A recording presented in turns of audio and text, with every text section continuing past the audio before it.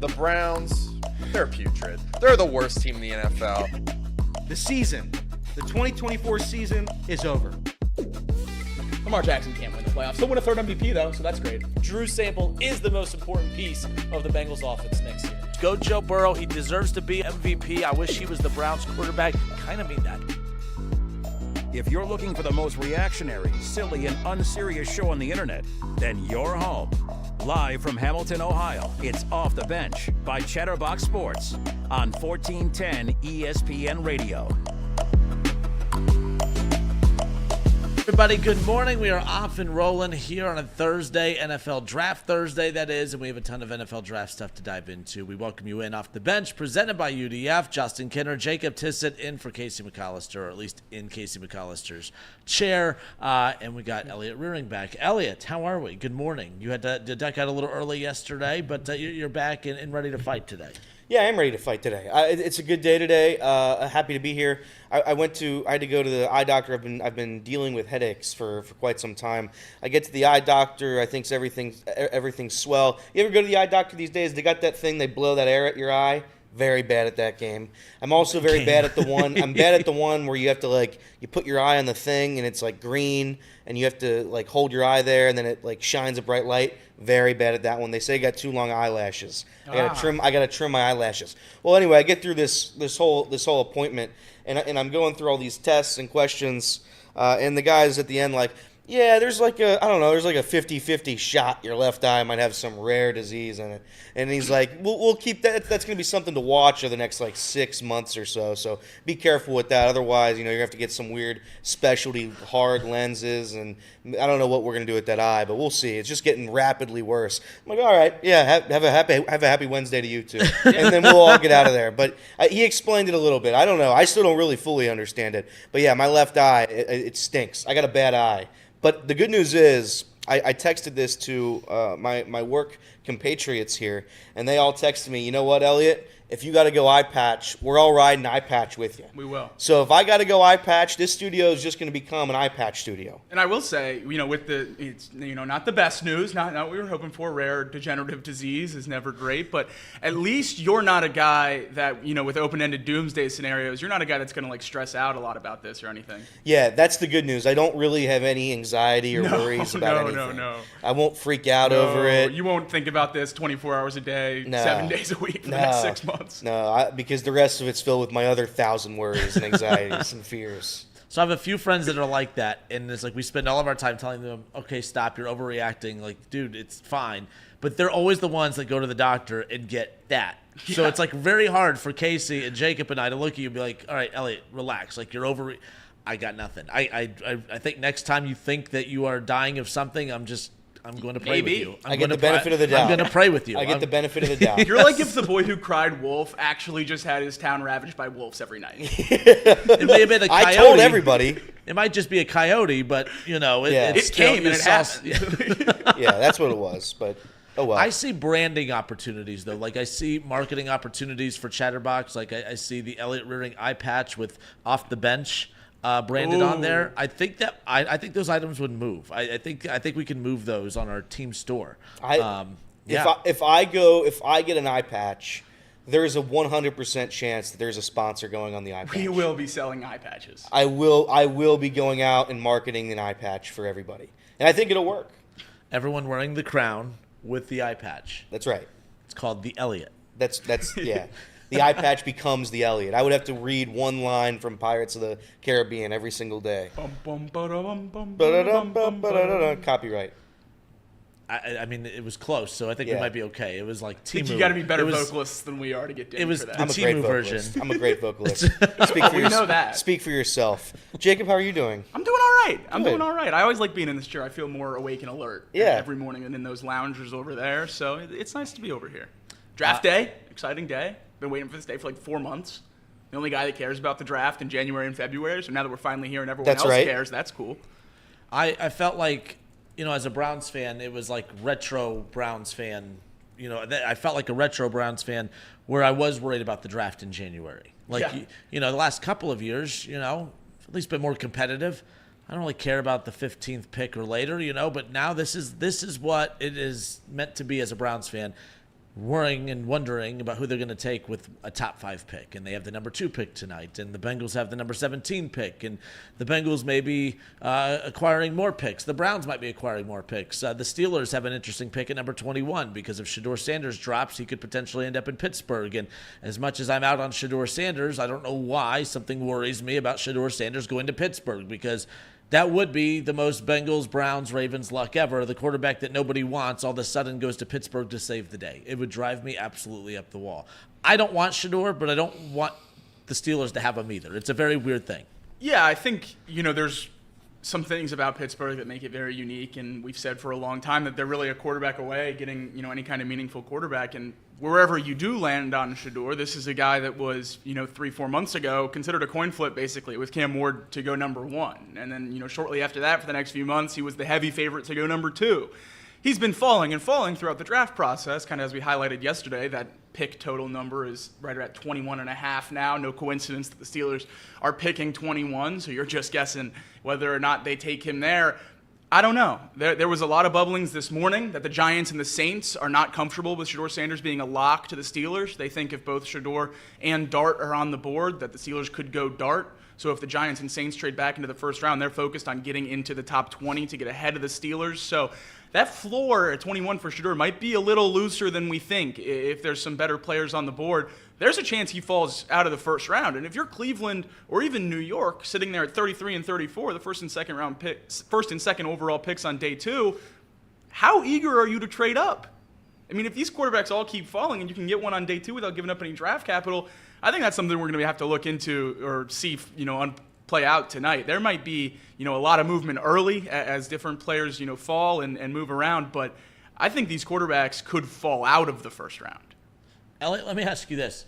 Let's pretend Joe Burrow doesn't exist. Now, don't freak out. Don't panic. Everything's going to be fine. Joe Burrow does not exist, and your team needs a quarterback. Do you want Shedeur? Do you want Dart? Who would you want to be the Bengals quarterback if Joe Burrow did not exist and your team was in need of a quarterback? I would not draft a quarterback in this class. If I had to, if you're making me, it's Cam Ward, and it's not remotely close. I mean, I would pray that somebody late in the draft, 3rd, 4th round, I'd be able to get somebody. But I'm not setting up the future of my franchise with the quarterbacks that we have available this year. I'm just not doing it. I don't. It's not even that I think Shedeur is bad. It's not that I don't believe Cam Ward can be good. It's just I don't. Those guys aren't the quarterbacks that we've seen in years prior. I don't think they have the ceiling of a Justin Herbert, Joe Burrow, Lamar Jackson. I don't think they're going to be that good. I could be wrong, and I certainly have been wrong in the past. But the Cleveland Browns, an organization that's struggled having quarterback success over the last 30 years or so, I would be very hesitant to draft a quarterback with the guys that we have here. And if you're the Tennessee Titans, I'm kind of in the same boat. You had Ryan Tannehill, and he was okay for a long time. You moved to Will Levis. He's okay, I guess. I would say more bad than okay. And now you're this year, and you're going to try to set up your franchise once again with a new quarterback, and it's Cam Ward. And I don't think Cam Ward's going to be terrible. I don't think he's going to be bad. I just wouldn't bank on the success of the next 5 years of my team on one of those 3 guys that you just mentioned. If you're Brian Callahan and the Tennessee Titans picking number 1, do you have another option? I understand. I don't think they in their building think Cam Ward's the best player in this draft class. But do you really have another option? Can you take Abdul Carter and be the coach of the Tennessee Titans for the next 3 or 4 years? I don't necessarily think so. And that's the tough point a lot of these guys get into, especially when you're picking that high in the draft. I think Kevin Stefanski is a different situation because of how he's viewed as a head coach league-wide. But Brian Daboll, Joe Schoen in New York certainly fall into that category too, where at 3, Abdul Carter's the best player available. Mason Graham is an elite player. Will Campbell or Armand Membou are great linemen. But are any of those guys going to save your job next April? If you see a flash from Shedeur in week 10 and 12, you might get a whole extra year or 2. So, I mean, that's the dark side of the draft for sure, is a lot of these guys aren't thinking about how to improve their team. They're thinking about how to save their own jobs and keep putting food on the table for their families. That's why, all these mock drafts, they put at the top, not what I think should happen. This is predictive. It's because no one really takes the best player available because so many people are worried about, getting paid. If you were the Steelers and you had Justin Fields available to you, which they did, and you said, you know what, we're going to let him walk, and we're going to try to draft a quarterback, would you rather have Justin Fields or would you rather have Shedeur Sanders? Yeah, that doesn't make a whole lot of sense to me because I feel like at least when they let Justin Fields walk, the thought would be if they were going to get either Shedeur Sanders or Cam Ward, they were going to have to move up. So you're trading Justin Fields. I know they didn't trade him, but they let him go, and then you would be trading draft capital to get a quarterback that coming out of college is not as good of a prospect. Yeah. I mean, we all know Justin Fields hasn't been the best in the pros, but coming out of Ohio State, he was legit. We were talking about him with Trevor Lawrence. So, I mean, I don't understand it. I don't know that they're going to go quarterback at 21. But that's my point. Like I think I'd rather have Justin Fields than both of those guys heading into next year. I agree. So why would you set your whole franchise up on one of those two? I think that's the decision the Jets made. Yeah. I mean, you're picking at 7. You would have your option of a quarterback there, at least you would think. So I think the Jets weighed those options and came away saying they'd prefer to pay Fields. All right, Off the Bench presented by UDF. We got a lot of draft stuff we'll get into. Jason Fitz, who was a regular on the show during the NFL and college football season, he's going to come out of hiding. He'll join us coming up later on to close out the show. So we'll talk about all things draft with him. We'll talk about the Bengals pick at 17, the Browns at 2, the AFC North. We'll get into all of that with him coming up around the corner. We do have Elliot's headlines coming up here when we come back. We'll take a look at the AFC North ahead of tonight's first round of the NFL draft. And just the draft as a whole, when you look at the AFC North right now, which team has the most to gain with the draft coming up this weekend? Is it your Cincinnati Bengals? We'll dive into that shortly as well. This is Off the Bench presented by UDF. We'll be right back.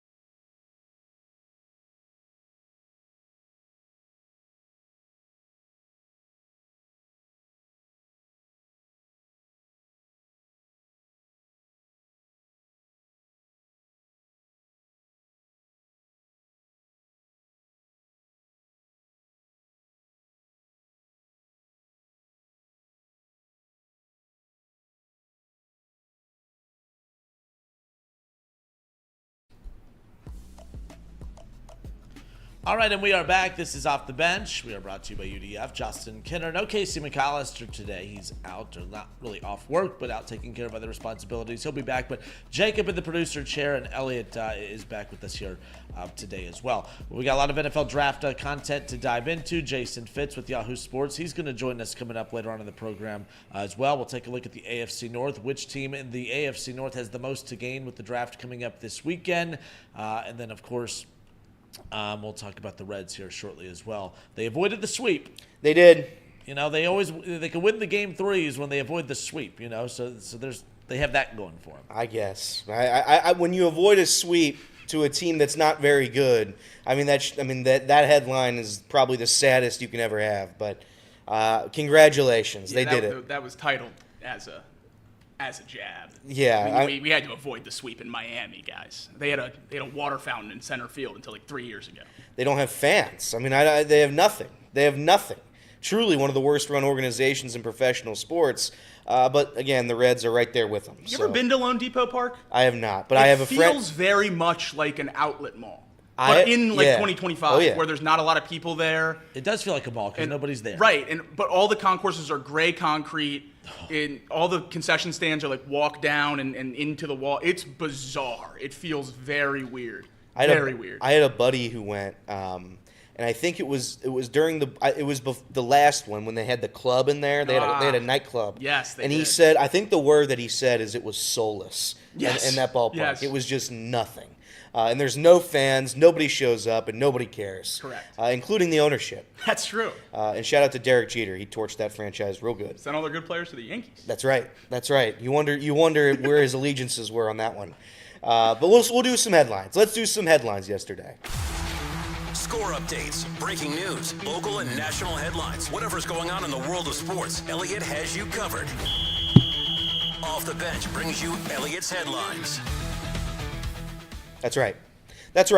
Headlines from yesterday. We'll start with your Cincinnati Reds. They do avoid the sweep, as Justin says. They win the finale 5-2. Austin Wynns, our good friend, 3 for 4, 2 RBIs, and a home run. Spencer Steer had a multi-hit game himself. Had an RBI as well. Brady Singer now moves to 4-0. 4-0 is Brady Singer on the season after going 6 innings, allowing 2 earned runs on 4 hits, 8 strikeouts. 8 strikeouts for Brady Singer, 4-0. I took a look, not that I'm going to do this every single time Brady Singer pitches, but just for fun, I looked at what Jonathan India was doing over there in Kansas City. We did this when he was doing well, so we're just playing both sides of the aisle. We are. He's hitting below the Mendoza. Sure is. And he hasn't hit a home run. But he's playing left field sometimes. So we won it. We won that one. You think? We won that one. To anybody who hated Jonathan India, like Jacob and Evan in the chat, congratulations. You were right. We traded him. We won the Brady Singer Jonathan India trade. Let's go full circle here. How's Elly playing? Very good. Very, very good. But I said that. Scrumptious. No. I get credit for that. You were right about Noel I get credit for that. Nothing in the last 12 months matters. He was originally right. I was wrong about Jonathan India. I thought it was a mistake to move on from Jonathan India. And there was a part of me that really enjoyed watching how hot of a start India got off to in the first week and a half, because everything matters, in a 162-game season. You take 4 games and say, ha-ha, Reds, you messed up. But, this has worked out pretty nicely for the Cincinnati Reds. I would say so. It was an absolute win. By the way, Pagan got the save, another save for our closer, Emilio Pagan. And up next is the Rockies tomorrow in Colorado, 8:40. One of the worst offenses in baseball, and over under, let's say, 20 runs that they score over the next 4 games. Well, I mean, look, we all know we're going to Colorado. We all know how tough that is, a place to play. You don't want to play 162 games there against a team that's going to go 40 games below 500. That's fine. We can take shots all day. I'm not concerned. I'm not concerned about your shots. The Colorado Rockies are a tough place to play, or a tough team to play at home. Beautiful. Everybody knows stadium. that. Everybody knows that. Beautiful. And the fact that everybody in this office pretends like it's some walk in the park when you go battle the elevation out there, that's fine. You guys make your jokes. They just lost a series to the Marlins, and we're going to tell me that the Rockies are a bona fide win. Huh? I don't think they lost the series to the Marlins because it's tough to play in loanDepot. That's what they've always said, though. They've always said it's tough to play in loanDepot. Andrew Abbott, 2-0. He's got a 1.64 ERA. Freeland, 0-4 with a 4.85 ERA. He's 0 for. Well, I guess most of the starters are over there in Colorado. They don't win too many games. They haven't played a lot at home yet. How many wins are they at? Quick check. Let's hold on. Everybody calm down. The Colorado Rockies have won 4 games. How many of those are at home? 3. Okay. So, you know what I'm saying? They're 3-6 at home, 1-12 on the road. They're a home juggernaut. Continuing on here. 4 wins. The Braves, all of them at home. The Braves, they get a game back from St. Louis, 4-1. They win it. The Mariners, they beat the Red Sox 8-5. Yesterday, the Orioles lose again to the Nationals, 4-3 the final score. The Reds played the Orioles at the right time. The Yankees, they finally get a game from Cleveland, 5-1. They lose the series. The Tigers, they shut out the Padres, 6-0. The Mets, they swept the Phillies. An extra innings win yesterday, 4-3 and 10. The Cubs, they survived against the Dodgers, 7-6 last night. The final score last night, 7-6. They did win the season series. So despite playing 2 games overseas, they have come back and they've dominated the Dodgers. We were texting in that group chat last night. The Cubs play games like I want the Reds to play. They play like the 2023 Reds, where they're just going to score 15, but they're going to give up 15 too. And it's just who's going to outlast the other. But it's a fun brand of baseball. I wish the Reds would play it sometimes. The Pirates, I believe back-to-back shutouts of the Angels. They win again, 3-0. Yikes. The Brewers, they lose to the Giants 4-2. So not a bad day in the NL Central. Reds get a game up on the on the Brewers and the Cardinals. NHL, heading over to the Hockey League. Oilers fall 2 games back behind the Kings after a 6-2 loss. 6-2, they were destroyed. The Stars and Avalanche, they go to overtime again. And again, it's the Stars who end up victorious. 2-1 the final score. Tyler Stephenson scored the game winner. Casey, your thoughts on the Avalanche? Thank you, Casey. Moving over to the Capitals. They go up 2-0 on the Canadiens with a 3-1 win. The Canadiens. It's always funny to say the Canadiens. I know we have a lot of diehard hockey fans in this office. Lot. Obviously, Reed, Casey bleed their perspective blue and red and green and white. But I think the normal casual hockey fan is probably rooting for the Caps. Yeah. With the, obviously Ovechkin breaking the record this year. If you can get a second ring on the way out, that'd be pretty cool to have him holding the cup. So definitely cool to see them up 2-0. Continuing over here to the association, the National Basketball Association, the Warriors, they lose Game 2 to the Rockets to even up that series at 109-94, the final score. Jimmy Butler forced out of the game with a pelvis contusion, a hard fall last night. I believe he's scheduled for an MRI maybe this afternoon or today. They're donezo if he can't play. Yeah. Absolutely donezo. They don't have a legitimate second option next to Steph Curry if Jimmy Butler's not out there. They made that trade for a reason, and they made him look like a contender. But certainly not if Jimmy's not healthy. So just for the purpose of watching better basketball, gosh, I hope Jimmy Butler can play.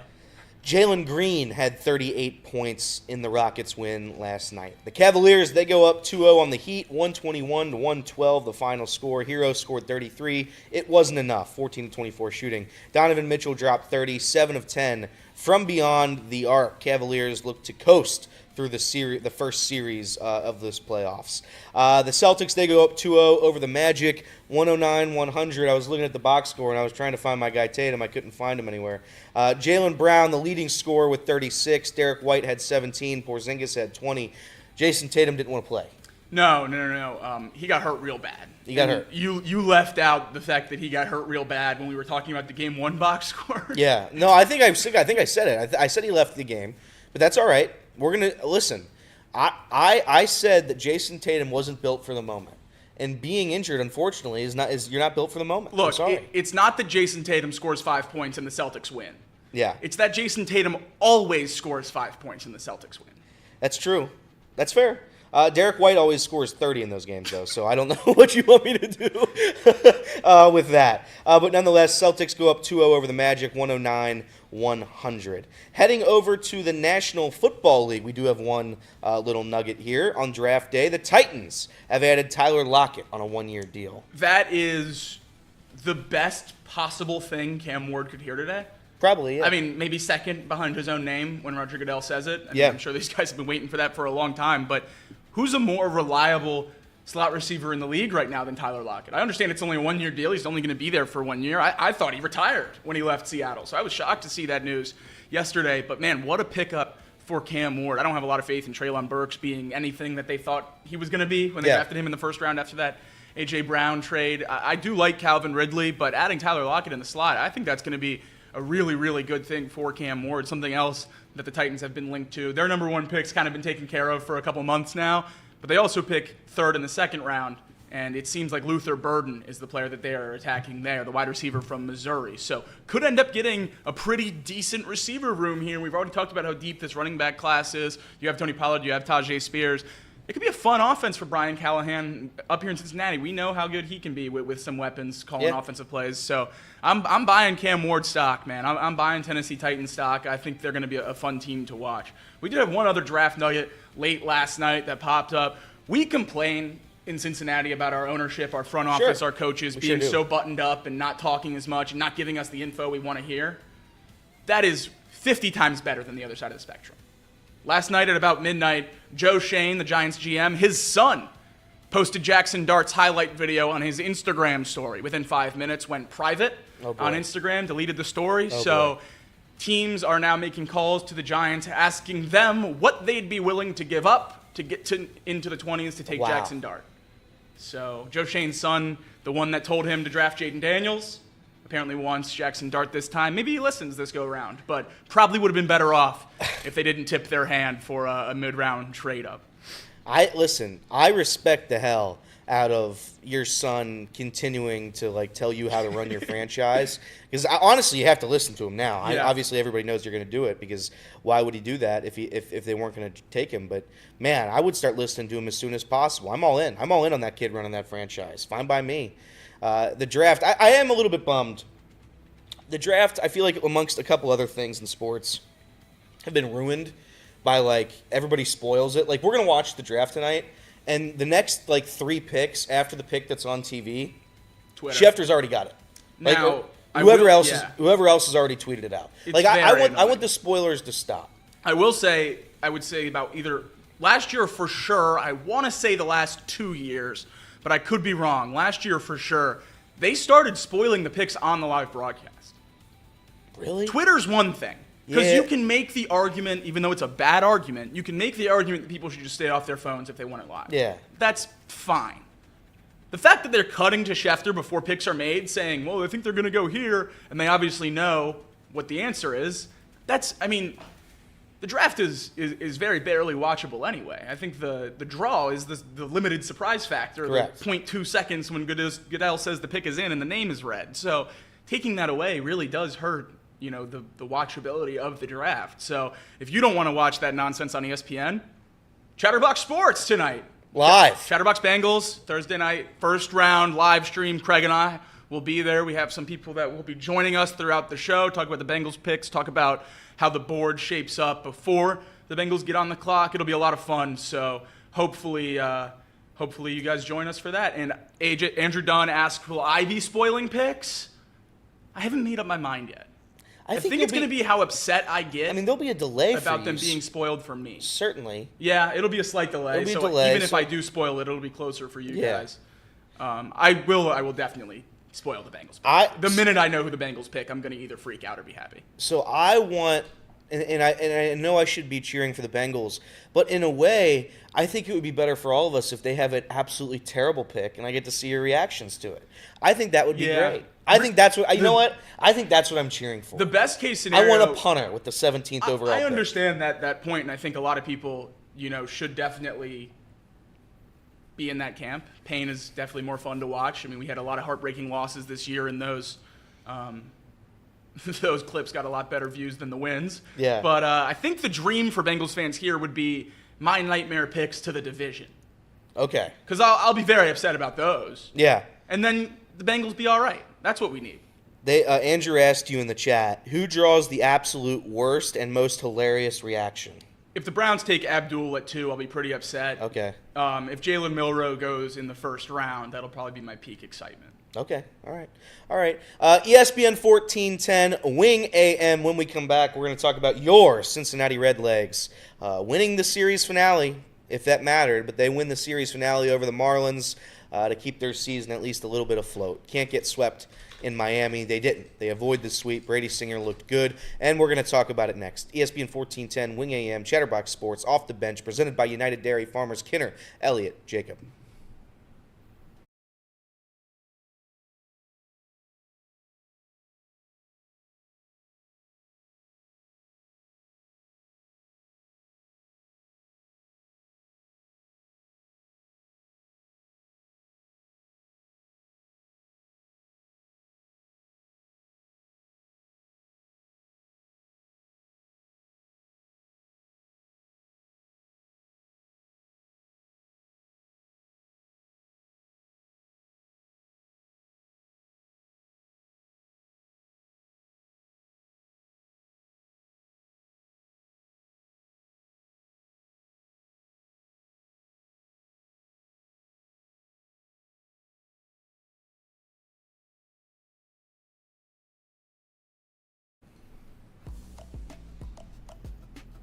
Welcome on in.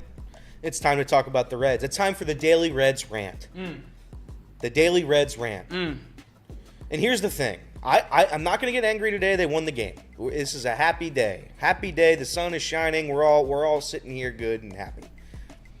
But this is what we were talking about earlier on with their inconsistency problem and not being able to clutch up. They don't clutch up. When I need the Cincinnati Reds to clutch up, they don't do it. Last season, we talked about those three series before, those two before, and the one right after. It was Marlins, it was Rockies, it was Nationals. They ended those 3 series, the easiest stretch of the season, with a losing record. These 17 games prior to the start of the Marlins series, these 17 games, the 17-game stretch, was the most vital part of the season. It is the most vital part of the season. They have to dig deep. They have to. You cannot walk away from this stretch with a losing record. And to be quite honest, it shouldn't even be close to 500. You should be 3 to 4 to 5 games over 500 against teams that aren't good at baseball. I'm not going to sit here and tell you that the Reds, aren't bad, because I think there is a part of me that watches the team and knows that there's something very big missing. They don't know how to play fundamental baseball. They don't play complementary baseball. They do the little things wrong. But talent-wise, it's there, man. The pitching staff has looked good. They've looked so good. You've got Elly de la Cruz. You got Matt McClain. Matt McClain struggling as of late. But you've got the guys in the back order of the lineup, the back half of the lineup, and they're carrying all the weight. Austin Wynns, his last 9 plate appearances, single, single, single, single, out, single, home run, single. Austin Wynns, a guy that probably wasn't going to see the field this season for the Reds if Tyler Stephenson was healthy. He's 35 years old.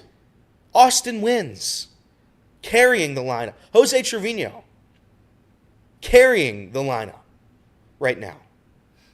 Gavin Lux is doing a good job. Austin Hayes is doing a good job. I'm not going to get on those 2 guys as well. I mean, the additions the Reds have brought in, again, I credit everybody who said that they were going to be enough, because they're doing their jobs probably more than anybody could have rationally thought. Now, there's other part of the team that needs, drastic help, and we've gone over that over the past week and a half, 2 weeks now. Guys got to step up. But the big thing to me right now is are they going to be able to be different than last year at all? Because right now they're the same team. They're literally the same exact team down to the wire. They've got a decent pitching staff, pretty good pitching staff. And then the offense, there's a lot to be desired. That's what last year's team was before the injuries happened and we were eliminated. Before the injuries last year, this was the exact same team. They didn't know how to run on the bases. They at least ran on the bases last year. And they didn't know how to play a lick of defense. They don't play this team doesn't play defense. No errors yesterday for what it was worth. And their win. Again, 5-2 win. I'm not going to be doom and gloom too bad today. But you got to step it up here. This is when you take it to another level. I'm not going to sit here and say that I know that the Reds are going to win the series in Colorado, but you should. The Reds have owned the Colorado Rockies over the past several seasons. They've owned them. I don't have the exact numbers in front of me, but they've destroyed the Rockies. Destroyed them. You have to do that. You have to keep the momentum going if there's any momentum in your arsenal at all. And I'm hoping that's going to be the case. There's enough guys on this team right now playing well enough to continue on. TJ Friedel, despite everybody not liking TJ Friedel in that leadoff spot, I get it. You want your best players to be there. He's done an admirable job this season. He really has. He's a fine leadoff hitter on a team without Elly de la Cruz. Correct. That's fair point. Fair point. Austin Hayes has been good. Jake Fraley's been picking it up lately. I think Elly de la Cruz had how many walks? He got on base like 6 times yesterday. That's the biggest thing for me with him so far this season. I think, bar none, and it's not, a hot take or anything. It's been talked about quite a bit, but even when, Kenner brought it up last week, and we've talked about it a little bit, the ebbs and flows with Elly and the peaks and valleys, they certainly exist. I mean, the droughts are sometimes just as bad as those hot stretches are good. But this year, especially, he looks so much more professional at the plate. Yeah. And I know it hasn't necessarily translated to the field in those routine plays. Maybe that's the next step. But this year so far, the strikeouts are still very high, but he looks different at the plate. And that means something. We have to remember, I know he's an MVP candidate. I know we're asking him to carry the team. But he's still, 23 years old? Yeah. These improvements at, major parts of your game, like how you're seeing the baseball at the plate, those are humongous. Yeah. He struck out 35. He struck out 35 times in the 98 at bats. It's not good. But I would also say that last year. The strikeout thing has changed drastically in the game of baseball. I remember playing youth baseball, and it's like the biggest thing was don't strike out. Never strike out. If you strike out, it's so bad. I remember thinking going like 3 for 4 in a game in Little League, but having one strikeout looking, and your dad's like, what are you doing? Like, the game of baseball has changed so much, maybe not in youth Little League, but Major League Baseball, like the strikeout numbers, if you're contributing elsewhere besides just those strikeouts, if you're hitting home runs, if you got the pop, if you're getting on base, they don't really mean that much. Like, I don't take too much away if Elly De La Cruz is striking out a decent amount. We can't do what Will Benson did last year and hit at like a 45% clip of strikeouts. But, you can strike out a decent amount without me being too worried. Elly's been great. I think the plate approach has been a lot different. I think it's almost he's too cautious now. If there's one complaint about his at bats so far this season in those big moments, I felt like he's been trying to be as patient as possible when I actually want him to be aggressive. I'm okay with you swinging at bad pitches as long as you're trying to be a little bit more competitive there. I think he's trying to be safe. He's trying not to get the Reds into early outs when you got runners on base. So I commend him for it. The rest of the lineup, again, there's a lot to be desired there. Nobody's saying it's perfect. But they're 12-13. They're one game below 500. Obviously, a couple frustrating series losses. I think you should have won the series against the Giants, the very first series of the year. Terry Francona messed that one up. That's fine. We move on. The series this week should not have been lost. You can't lose that series of the Marlins. No. Graham Ashcraft throws the ball into the outfield, bad throwing error. Reds lose game 2, and subsequently, they win the finale to avoid the sweep. But they have to take that next step. They have to. And this is where Terry Francona, if there's anything that Terry Francona can do, he can get them in the right mindset and hopefully propel them to take a couple of these series. You play the Rockies 3 games on the road here, and then you come back at home against the Cardinals, and then you have the Nationals immediately following that, and a Braves team that's struggling after that. There's a lot of series that you need to stack up here. I'm not asking for sweeps. All I'm asking for is to be at least remotely competitive and keep pushing that line down. 500 baseball isn't acceptable during this stretch. It's acceptable everywhere else. It's not acceptable during this stretch. So I'll take that series loss with a grain of salt. I'll say we're gonna be better from it. We're gonna move on. Hopefully the starting pitching still gives you what they've been giving you over the past, I don't know how many weeks now. But that's what this team is. Until they learn to take that next step, until they elevate themselves past the 2024 Reds, excuse me, I'm still not going to fully believe into what they're selling me. They were underdogs yesterday in the series finale against the Marlins. Not that betting lines mean a lot, but they were underdogs in that game with a 3-0 Brady Singer. They should be better than that.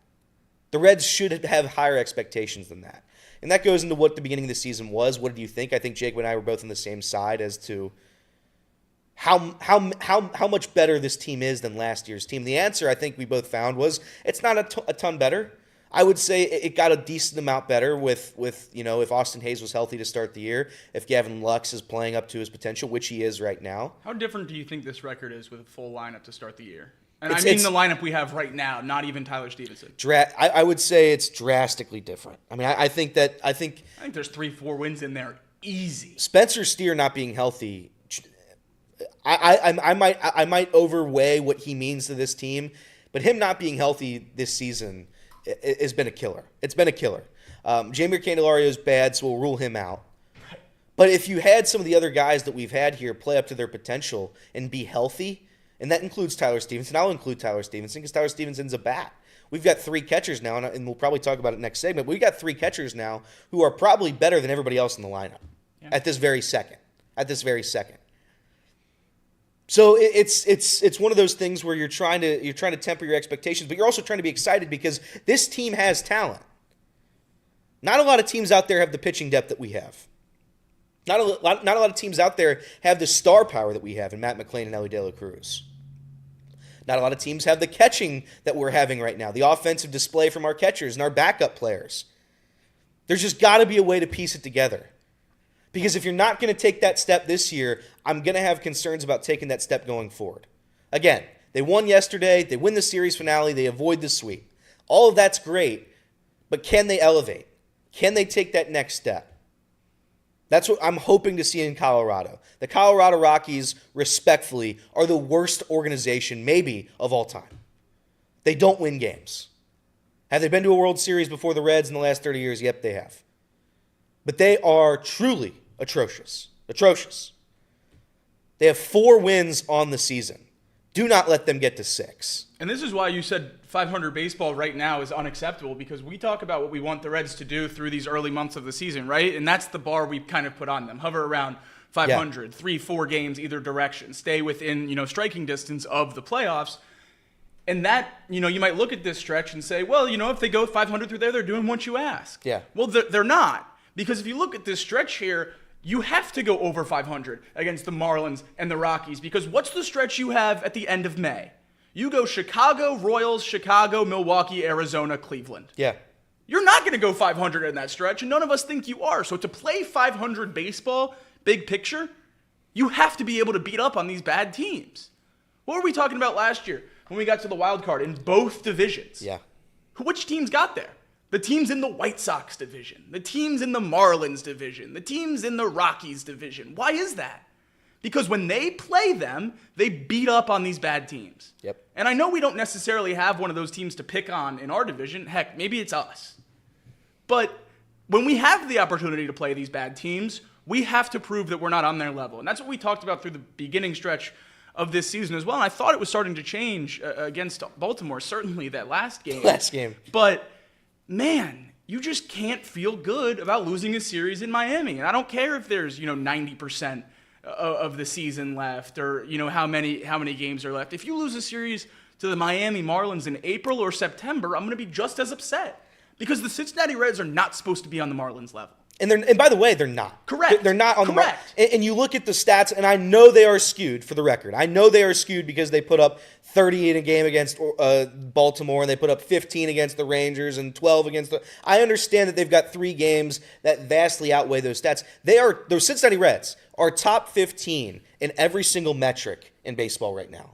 Except defense and unearned runs. They're 13th in batting average. They're hitting .242 as a team. They're 10th in on-base percentage, .324 as a team. They're 4th in runs scored this season, 128. They're 10th in home runs. Home runs, by the way, I feel like the Reds haven't hit a ton of home runs. They're 10th.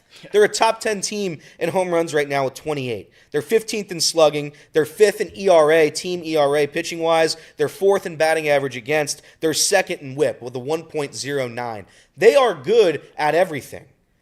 Now, do I think they're as good as they are as they played in that last game in Baltimore? Of course not. That's an outlier, and it boosts everything. But I'm going to tell you right now, the Chicago White Sox aren't scoring 24 runs in a game this year. The Miami Marlins are not scoring 24 runs in a game this year. It does take a certain degree of talent to do what the Reds have done this year. Skewed? Maybe. But if they're not top 15 in everything, they're pretty damn close. So it's can you carry that? Can you have that consistency moving forward?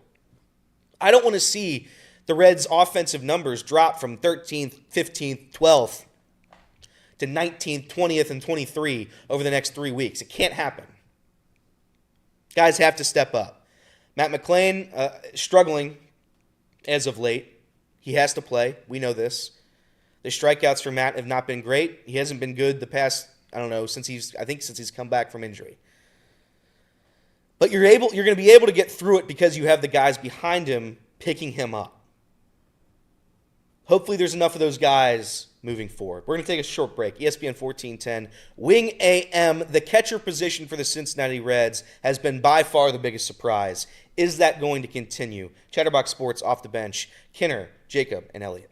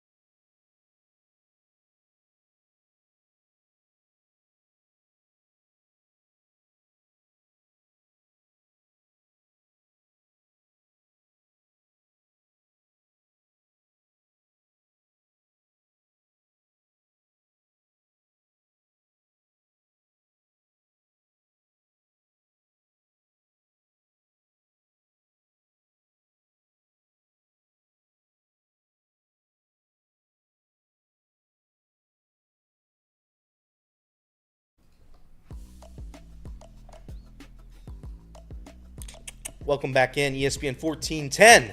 Wing AM, Chatterbox Sports, Off the Bench, presented by United Dairy Farmers. Elliot and Jacob in. We're talking about the Reds. We're talking about your Cincinnati Reds.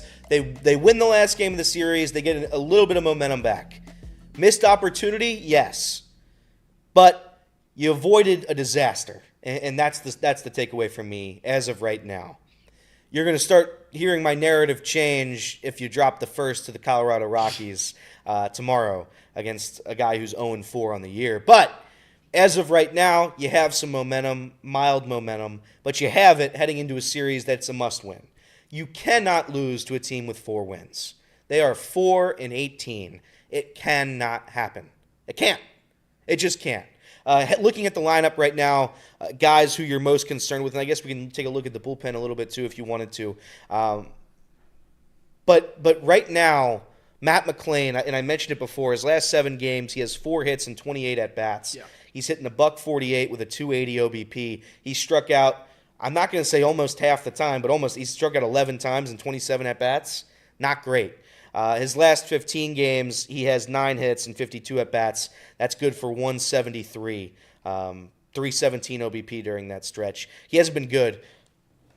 I'm going to give Matt McClain the benefit of the doubt. I'm not going to freak out over Matt McClain having a bad stretch. I'm hoping this isn't because he's hurt. I'm hoping we're over the injury part of it, and we're just trying to get our legs back under us. But how concerned are you, Jacob, right now that Matt McClain doesn't look like one of our best players? Pretty.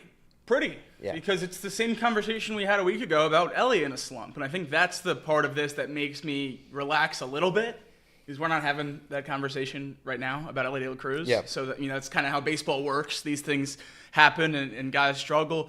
I never thought Matt McClain was going to be, wire to wire, the player that we saw in his debut season. That was always, kind of a dream for Reds fans that I didn't always align with. I do think he's going to be a phenomenal player, and I still think he's going to finish this season, second or third maybe on this team in terms of, WAR and all those season-long metrics. I think he's going to be a phenomenal player.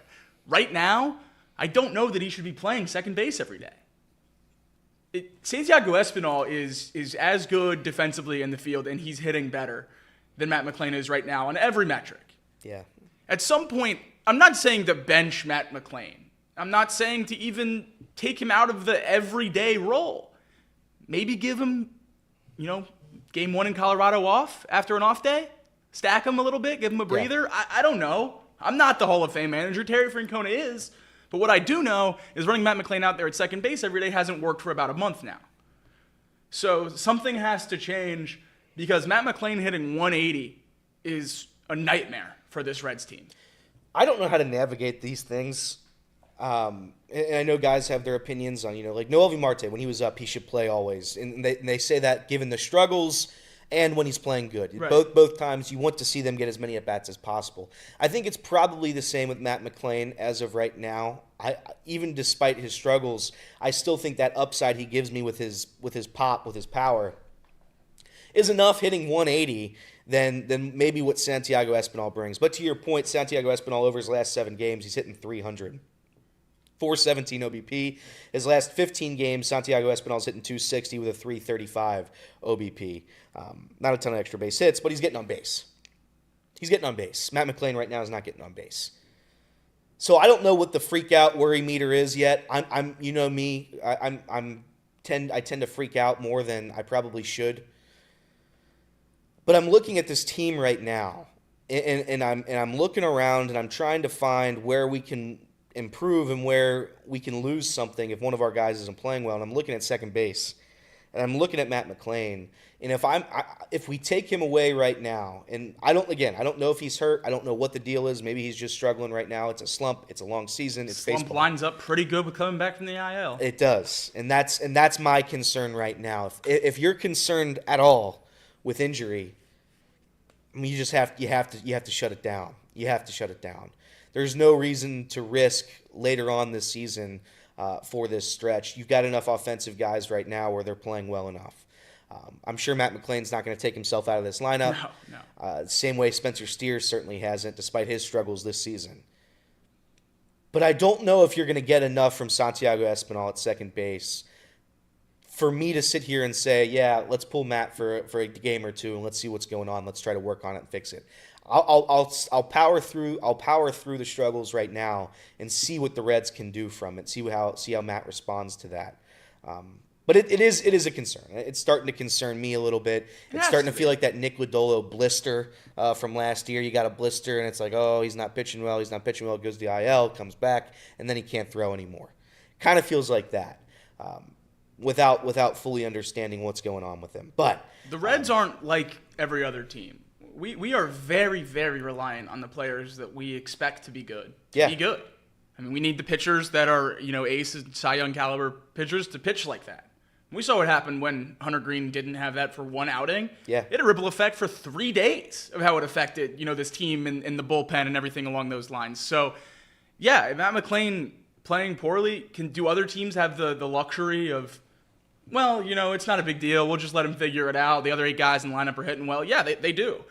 I don't feel like we have that luxury. No, we don't. We can't rely on anyone else to hit. Matt McClain has to hit when he's in the lineup. But when he's not, the backups might not be better than a bad Matt McClain. I don't know what the answer is. I just know that the peak of Matt McClain is better than anything else we can have.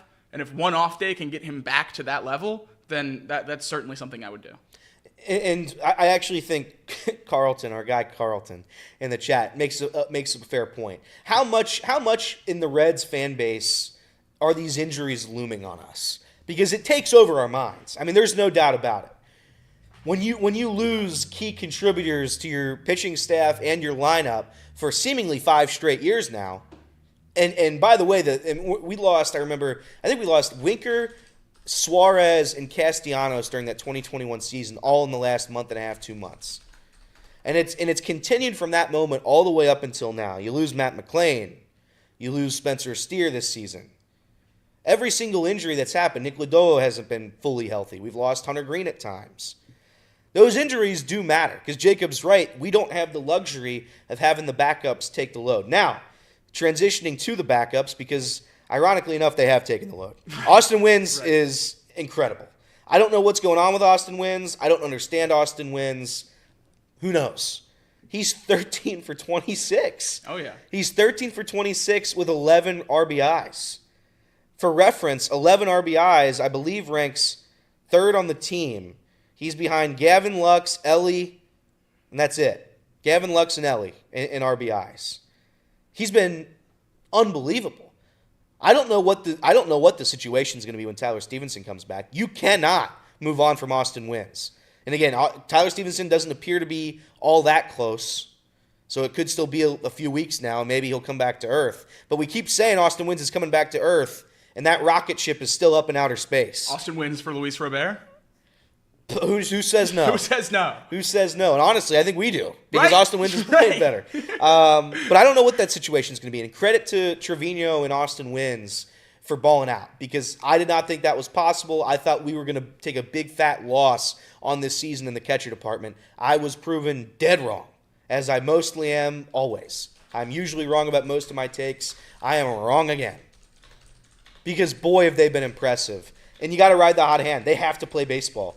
I don't know who can play first base. I don't know at what capacity. I don't know who's going to take up that mantle. But we don't have a first baseman as it is. Correct. I mean, CES, respectfully, I don't know what else to say about CES. I love that we've been talking Possibly. about the most upsetting guys in the lineup. We haven't even said Jamer Candelario's name because past being upset. It's just over. Yeah, because I try not to think about Jeimer Candelario because it makes me so visibly upset. I know Bryce Spalding put the tweet out yesterday. Jeimer Candelario is playing worse than Mike Moustakas. Yes. It's the same exact contract, but he's somehow playing worse at everything. Not just offense. He can't play even a little bit of defense. Nothing. He provides nothing. Zero. He can't play at all. So I try to not even mention the name anymore because honestly, the fact that he's still here makes me pretty upset. But nonetheless, you pay him all that money to hit 118 in a 200 OBP. His OBP is below the Mendoza. If your OBP is below the Mendoza, we got to have a conversation. We got to. I believe Kirk Casale missed 4 months of the season because I think his finger had a spasm. I think his right pinky finger had a spasm. He was gone for 4 months. Candelario, I don't know if there's a spasm in the pinky that he can find, but something is very, very wrong, and it needs to be addressed there because it's not working. But for what it's worth, everybody else besides him has taken that step up. I know that a lot of the numbers were boosted in Baltimore. Shout out to the Baltimore Orioles pitching staff. And position players.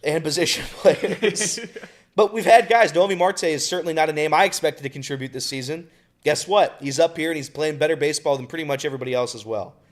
You have the catchers that are balling out. You have Santiago Espinal, a name that probably won't be uttered too much this year in terms of the fan base. When we look back at the 2025 season, there's not going to be a ton of people that are like, you know what, Santiago Espinal had a great year. I would say there's going to be like under 0.5% that would come out and say that. Santiago Espinal is one of the more important players on this team.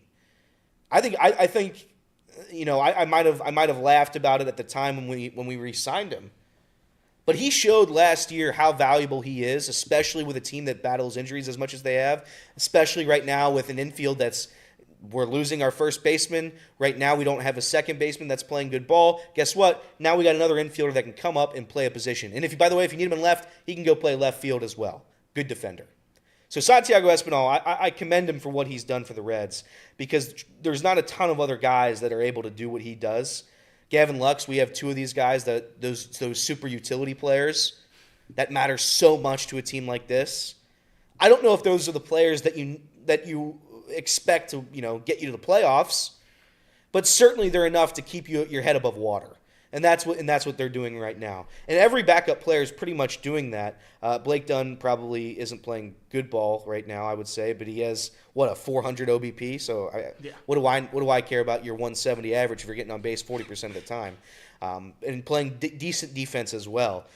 The Will Benson thing's a little confusing to me. I don't fully understand why he's not back up. I understand the 4 strikeout game in San Francisco, but to not run that out and give it another try right now while Spencer Steer's up here hacking away. He had 2 hits for what it's worth last night. Spencer Steer did, but certainly it's not. How is it justifiable? It's not. And I still keep hearing people say, "Don't worry about Spencer Steer. He's going to get better. He's going to improve. This is a slump. It's a long season. Yada yada yada." Spencer Steer is not Spencer Steer right now. One thing I know about injuries is the best way for them to usually heal for guys like Spencer Steer is to just play through it and not rest at all. Yeah. What are we talking about, man? I think he started the season unable to throw. He said he was relearning how to throw, and then we just threw him at first base. I'm not going to sit here and pretend I'm a doctor.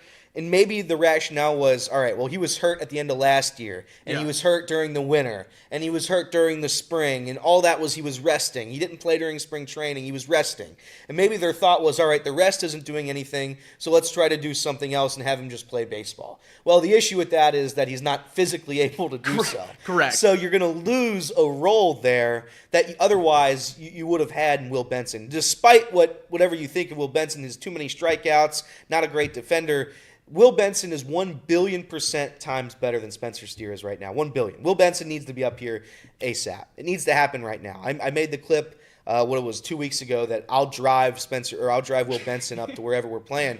I will drive. I've driven to Colorado before in the Chatterbox bus. I will take the Chatterbox bus. I will drive down to AAA Louisville. I will take Will Benson, and we will have a road trip out to Colorado, and we'll do it right now because he has to be there. He has to be there. You can't keep, for a team that, as Jacob said, has to have the star players contribute, when you don't have that luxury, you have to then fill that gap as soon as possible. I don't know what we're waiting on with Spencer Steer. I don't get it. Hand up, I don't understand it. If you want to blame Jeimer Candelario, you're paying him a lot of money and it's a sunk cost, fine, I kind of get it. Spencer Steer, there's nothing. You got team control. He's young. He's good. And to have him up here struggling right now while the team is fighting for their life in a stretch where they have to win every series, it makes no sense. None. I know he had 2 hits last night, and we can keep here saying, oh, well, look, he's hitting a little bit better. He's hitting a little better. He's not better. It's like when you get an old dog and they finally eat their dinner one night. Yeah. Like, oh, we're not going to put him down. He had 2 hits last night. You got it. I mean, you got to. Because what we just said about Matt McClain, you have to get Spencer Steer back to Spencer Steer. Yeah. Because that's the only way the Reds have a lineup that's competitive. It's the only way. You have to. And I'm not saying, like, you give up on Spencer Steer. I'm just saying right now. I'm saying this because I'm not giving up on Spencer Steer. If I had no faith in Spencer Steer to be a meaningful player for this team, then I don't care about him battling through the injury. Yeah. I don't care if he ever gets healthy. The reason why it's such a bad decision, at least in our opinion, is because when he is healthy, he's one of the best players on the team. Yeah. So why would you risk that in August for a few games in April? Yeah. I just don't get it. Spencer Steer, and for those of you who say, oh, he's coming around, he's getting better. So he's hitting, below 150 on the year. He is improving. He's hitting 160 over his last 15, 9 hits and 55 at-bats. Over his last 7 games, again, improvement, he's hitting 170. So, yeah, it's improvement from 145 to 170. It's not enough. It's not. And I'm hoping the Reds are able to say something or intervene or make a call. Somebody's got to make a call. I'm hoping Terry Francona is the one that's going to make a call because it's not good enough there at all. For a team that's top 15 in every major statistical category, having 2 key players hitting below, not just below the Mendoza line. What's the line at 100 called? What's that one? Yeah. That's just the trash line? We got 2 players hitting below the trash line. And eventually that's going to have to change. Snap out of it. But again, the Reds take on the Colorado Rockies. Andrew Abbott pitches Friday. Andrew Abbott's looked as good as humanly possible to start this young season. This is the series where you take that next step. It's that elevation that I was talking about last segment because you have to do it. You legitimately have to do it. There's no excuse. There's no other choice. I think they're able to do it. I think they're capable of doing it. But they have to. They have to show me that they're able to do it. I don't care how good these wins look. I don't care if they're throwing the balls in the stands. Every time I talk about the defense for the Reds, I think of that Jonathan India play during the 12-game win streak. I don't know if you remember this. Jonathan India, during the 12-game win streak in Houston, threw a ball from second base, I want to say 35 rows into the stands. He was trying to throw it to third base. I don't care if the Reds are doing that. I don't care how ugly they look. You just got to walk away with wins. It's just about walking away with wins. So if they're able to do that in Colorado, start building that momentum and keep it rolling. Keep it rolling through St. Louis. Keep it rolling through the Nationals. Keep it rolling for the next 3 weeks because you have to. You do not have another choice. This division is terrible. I mean, this division truly is a joke. I was looking at it outside of the Cubs. The Cubs play Cubs are really good. Decent baseball. They've also played a gauntlet so far. They have, and that's the other thing about the Cubs that people aren't talking about is that they've played the Dodgers. They're done with the Dodgers and the Padres. They're just done. They're done with the Dodgers and the Padres. Yeah, and they're good. The Brewers are 13-12. They'll never die. They'll never go away, but they're not as good as they once were. You have the 12-13 Reds, and then you got the Pirates and the Cardinals, who the Reds should not lose games to this season unless Paul Skeens is on the mound. That's it. You get 1 free pass against the Pirates this year. Every 5 days. Every five games, if you play him on the right day, I'll allow a loss to Paul Skeens as long as it's not Hunter Green Day, because Hunter Green Day, we win those. We should. But you have to take advantage because this division's so easy, man. You have to fight. But that's it. ESPN 1410, Wing AM, Chatterbox Sports Off the Bench. Elliot, Kinner, Jacob.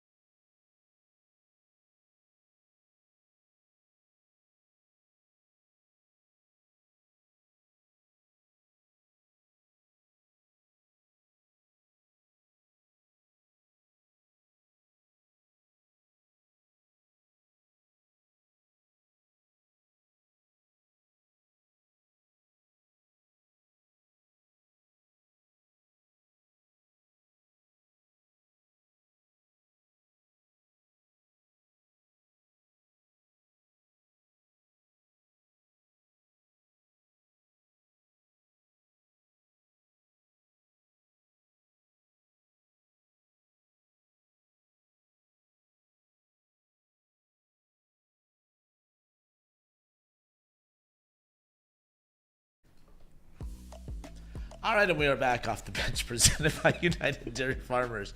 Justin Kinner, Jacob Tissett, Elliot Rearing with you here. And word on the streets is that this is the most delusional Red sports talk show in the country. And I think we wear that badge with pride. I think Listen. People can fan however they want to fan. I'm That's done. right. That's right. I'm done arguing it. I'm done. You live your life with the sunshine ray right in your face. You can do it, and you can love it, and you can believe in it, and you can do whatever you want. If someone could send me the link to those red lens glasses, I would love them. I would love them. Because it would make Protect my your life eyes, so am much I right? better. Am I right? Yeah. Protect Maybe it your eyes, regenerates your Elliot. eye. Listen, maybe it heals me. I don't know. I don't fully know. If they get the playoffs, if they get in the playoffs, nobody's going to be more happy than me.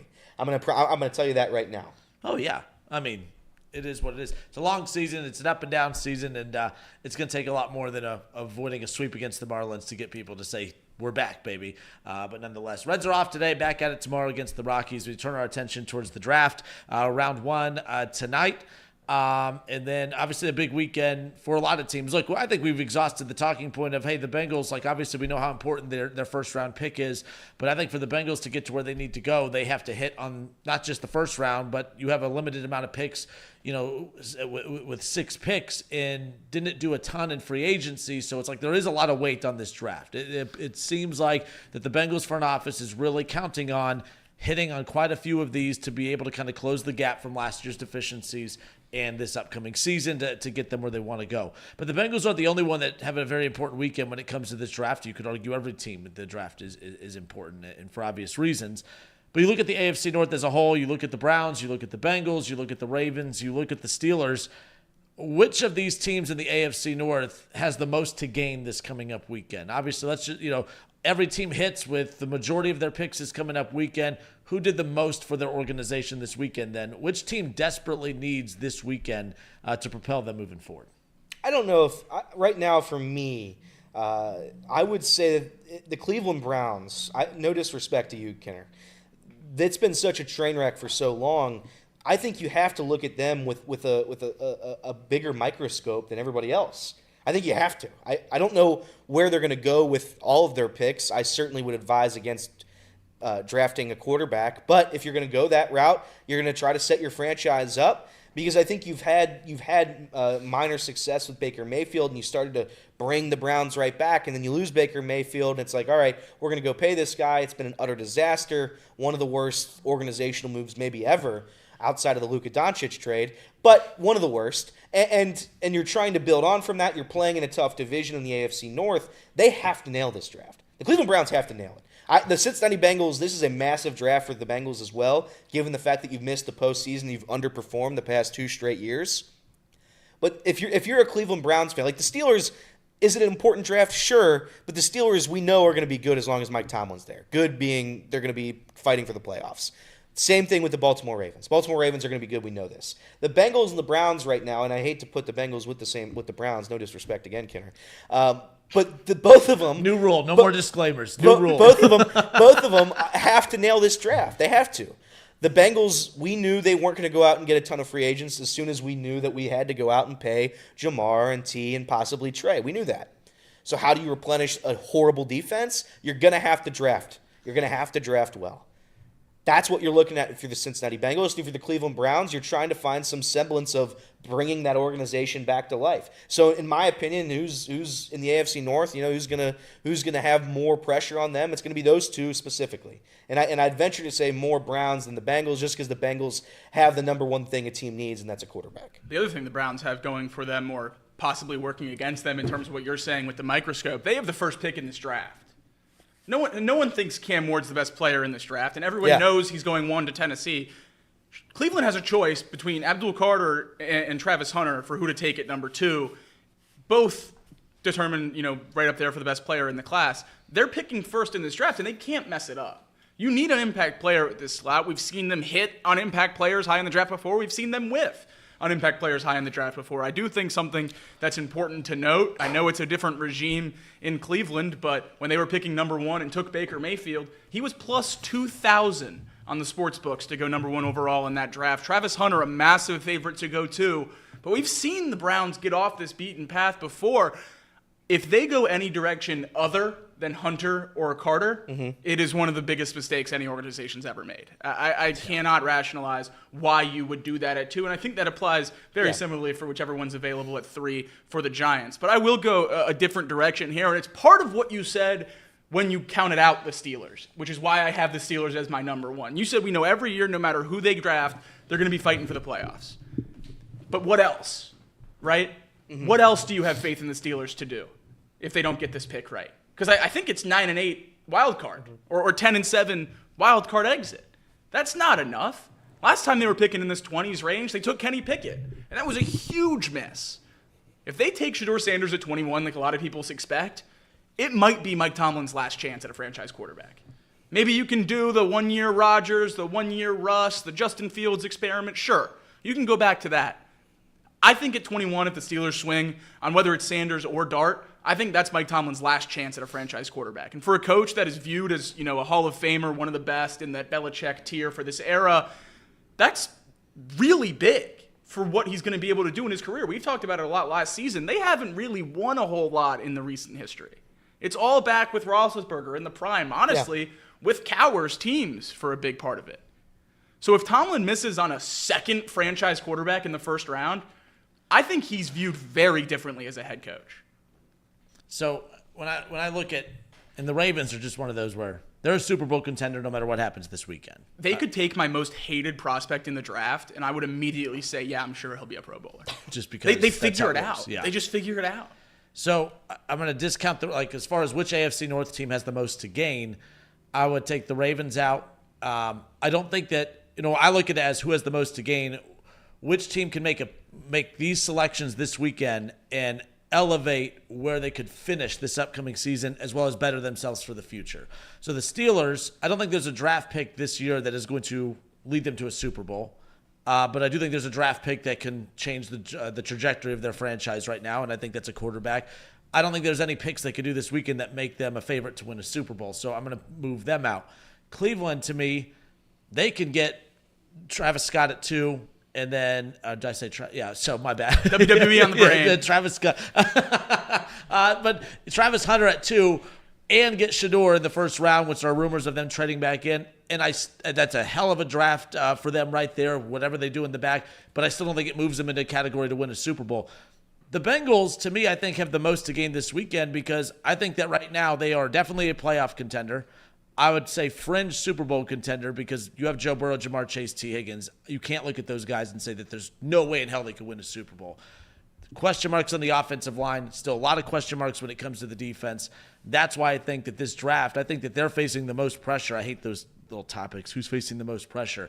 But I think that they face the most pressure of any of those teams because not only are they looking to get guys to help them for their future, they're kind of putting a lot of pressure to help them win this upcoming season. If you fall short of winning a Super Bowl because your O-line's not great, you could fix that with this draft. If you fall short of winning a Super Bowl because the defense doesn't take the steps that you're hoping to under new defensive coordinator Al Golden, this draft can help you do that. So that's why I feel like of all the teams who have the most to gain, not just for big picture, but this upcoming season, I think the Cincinnati Bengals face the most pressure of all of those. Cleveland, yes, always faces pressure because they're always looking to find that quarterback. But I put Cincinnati at the top of the list as far as facing the most pressure this weekend to not just give them young, talented players for the future, but to put them in a position to win a Super Bowl this year. Without the draft this weekend, on the scale of 1 to 10, how much of a Super Bowl contender are the Bengals with their deficiencies right now without the draft? It's hard for me to put Joe Burrow anywhere below like a 6. With no one else on the roster. Like you just think he'd figure it out and be in the mix. I think it's right around a 6, maybe a 7, probably the floor of where I would expect a Joe Burrow, Jamar Chase, T. Higgins team to be in terms of a Super Bowl contender. It's 1 or 2 picks to get that to an 8 or 9.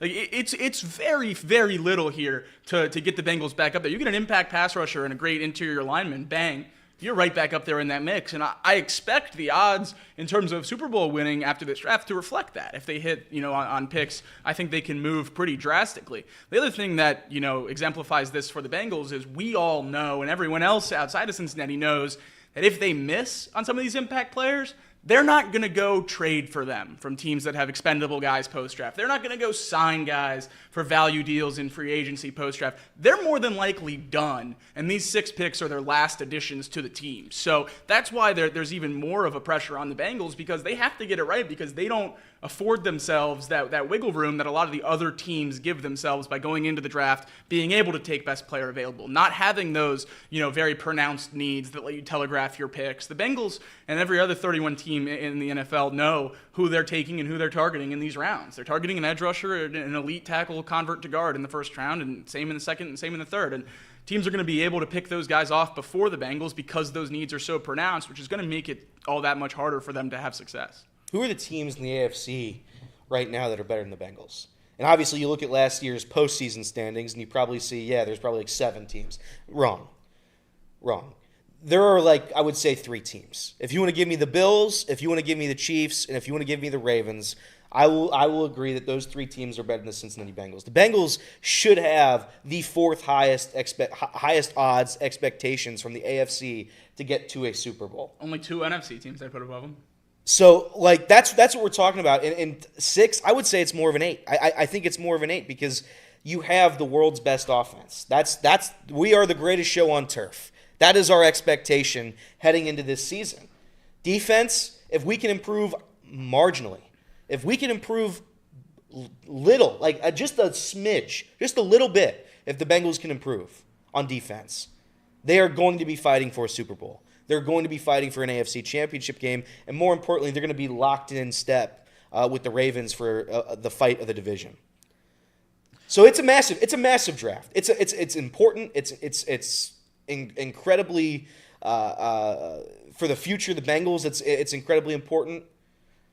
But right now, if you took away the draft, I still think the Bengals are right there with every juggernaut that's in the NFL. Every single one of them. There is not one team in the NFL, and I stand by it, that wants to take on Joe Burrow in that offense. There's not one. You're telling me the Chiefs would rather play would rather play the Bengals than the Chargers? No. The Texans? No. It's still the Cincinnati Bengals.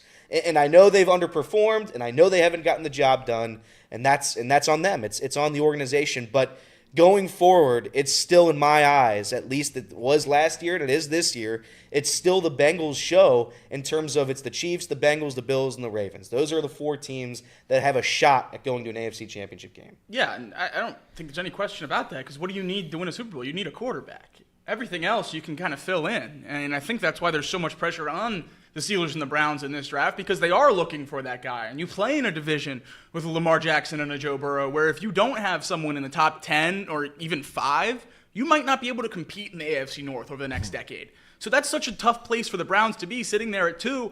Sure, can we take a quarterback that we like? Maybe.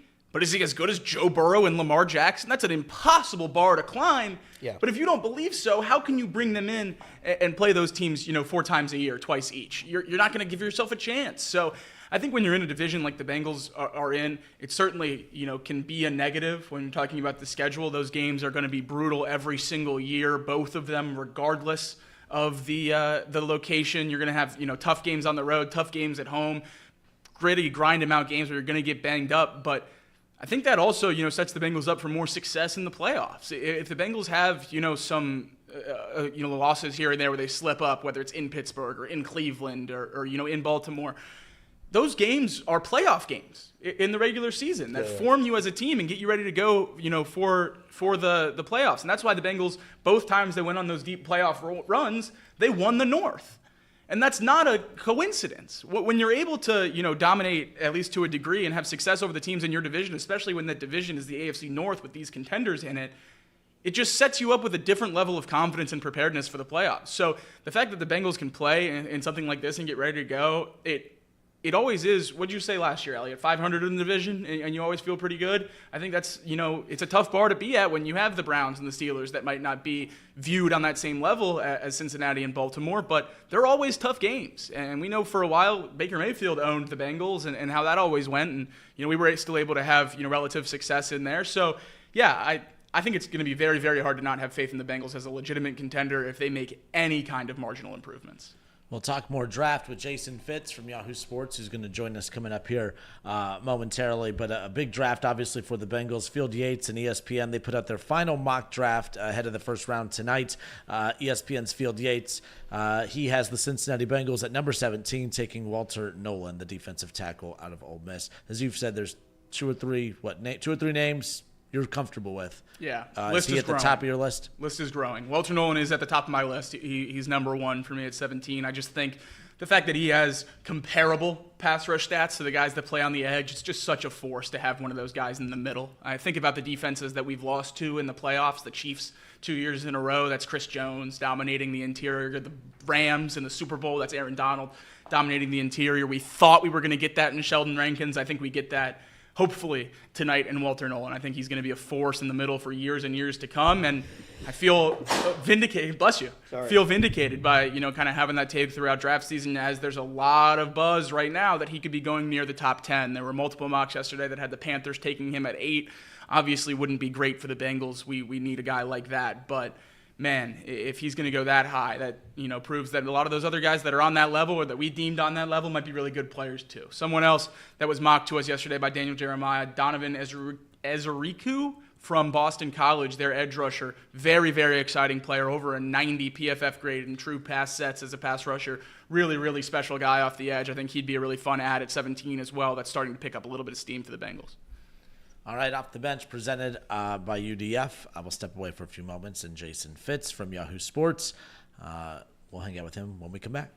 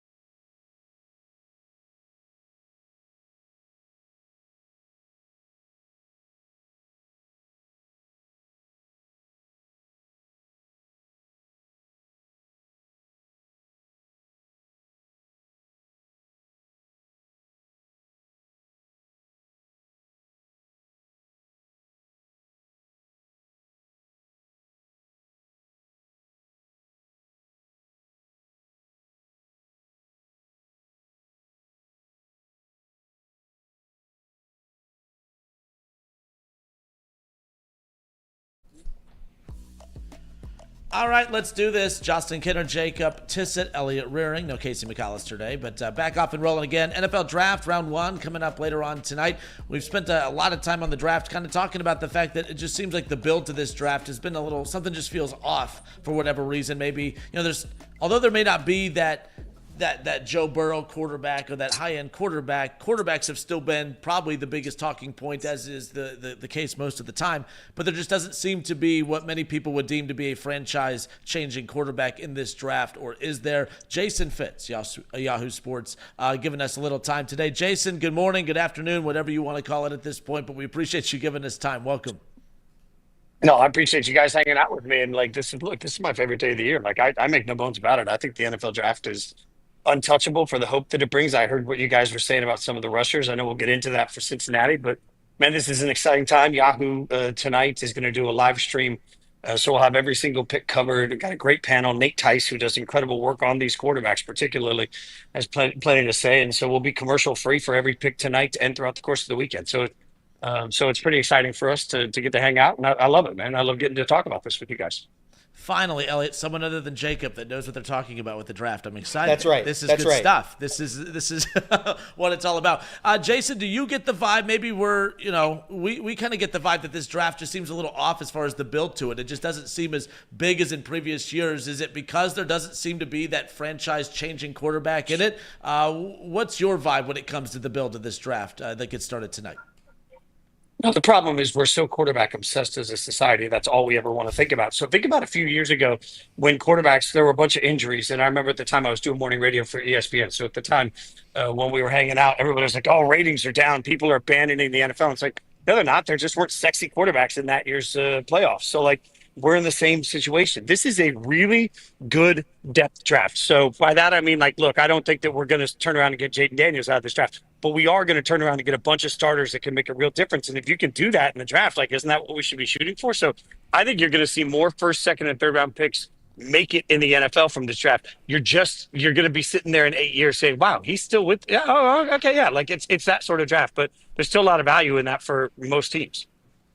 We seem like that lack of stars certainly hurts with this draft, but it seems like there is a lot of depth, specifically here in Cincinnati, at positions of need for the Cincinnati Bengals, talking about tackles converting to guard, edge rushers, pass rushers in the interior. How would you use the uniqueness of this draft class to set your draft board? A team with the Bengals' needs, obviously you have to address a lot of them. Where do you go at pick 17 with the depth at some of these positions? So that's a great question, by the way, and something that I think as the Bengals as an organization have got to sit down, number one, and then they got to do their board and stay true to it. I am a big believer in a best player available draft in this year's draft, but I do think, the tie goes to the batter. I think we're in this situation where if you've got a tie, then you start to look at depth and drop off. So I heard you earlier talking about some of the defensive linemen. I genuinely believe that the offensive line side of this is way more what's your favorite flavor of ice cream. I have talked, I'm not going to pretend as a 5'9" former fiddle player that I know the ins and outs of playing offensive line. So what I do is I have a good group text full of guys that played in the league. And I hit them all up throughout the course of the entire season saying, like, what should I be looking for? Who do you like? And I've never had a draft where I had more different answers. Like, I've got guys that have been low on other pieces, like Ursary, somebody that's been low on some people's boards and incredibly high on other people's boards, right? Like, so these offensive line things are so split. I think that's really a flavor of ice cream. I can't say the same with the edge rushers. Like the guys that you mentioned, Izaraku is a great standout look. He needs some work in his ability to stop the run, but he's the guy that can get after it and pass that's right day one, right? So I'd look at it personally if I'm the Bengals and I would say, my God, I need help on the defensive side of the ball. That being said, if their analysis says go offensive line, this is where you really you got to put trust in the organization, because I think these offensive linemen there's a lot of boomer bust to a bunch of them. They need to go to the right systems with the right coaches that believe in them. There's a fatal flaw to a lot of them. Everybody keeps talking about the depth at offensive line, but you got to trust your coaching staff to get the most out of those. That's asking a lot from some teams, and the Bengals have a history of trying to draft offensive linemen and not necessarily nailing it. So it's hard to give them benefit of the doubt there. Three players that have been linked to the Bengals a lot, and it was said by Todd McShay last week that the Bengals are not worried about character concerns, won't be removing any of these players off their board. Mike Green from Marshall, James Pierce Jr. from Tennessee, and Walter Nolan from Ole Miss. Of those three players with the character concerns, which one are you most comfortable with taking that risk on? If I'm taking character concerns out of the equation, first and foremost, then I'm running for Green. I think the production is undeniable.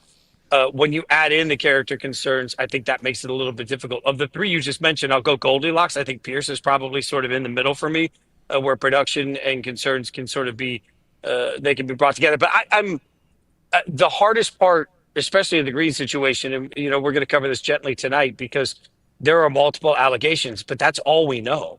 So where do we go from there? Because I certainly, like every NFL team, you want to live in a world where you certainly give victims a platform that they need and have to have, and you don't ever want to victim blame anybody. But you also have to vet this information through and through. And so often what we do from a media standpoint is we jump to judgments when we hear allegations. I've got to believe that the Bengals and every NFL team have spent some good money. And this is one of the dirty we don't talk about this with positions other than quarterback, but we know it with quarterback. Teams are notorious for hiring private investigators to come up with any information they can on guys that they're looking at taking. If you are taking any of the three guys that you mentioned and you end up getting bit in the butt with an issue, with a character issue, then shame on you because you didn't do the right work going in. I feel like this isn't just, I talked to the coach and their coach told me something. You got to deep dive into some of these guys and figure out where we are. And then let's just acknowledge that also, the other side of this is, it hurts my heart as a Raiders fan, but I lived as a fan what happened with Henry Ruggs, and there's somebody that had absolutely zero character issues, one of the best guys you could ever imagine in a locker room. I'm friends with people that were friends in those locker rooms that absolutely adore that human being. And he went out and did one of the dumbest things you could ever do. And it cost him greatly. And it cost someone their life. So we have to acknowledge that the character concern is a huge thing you have to research. But I would also argue till I'm blue in the face that the culture you create behind the scenes in the locker room within the organization should be able to mitigate that and should be creating character bonuses that prevent those concerns from rearing their heads. For about the last 2 months, it seemed like Ashton Genty was locked into the Raiders at 6, and Mason Graham from Michigan was locked in to the Jaguars at 5. Now, on draft day, it seems like neither of those picks will be made. Do you think someone is going to move up for an Ashton Genty or Mason Graham, or do you think those teams are just going in a different direction now that we've reached draft day? I think there's a lot of smoke and mirrors for all of it. And look at some of the stuff we've seen about Shedeur in the last 48 hours. Let me be very clear. You did not suddenly learn, if you're one of the people that buys into his teammates didn't go to his birthday party, like some of those stupid things we were seeing on social media.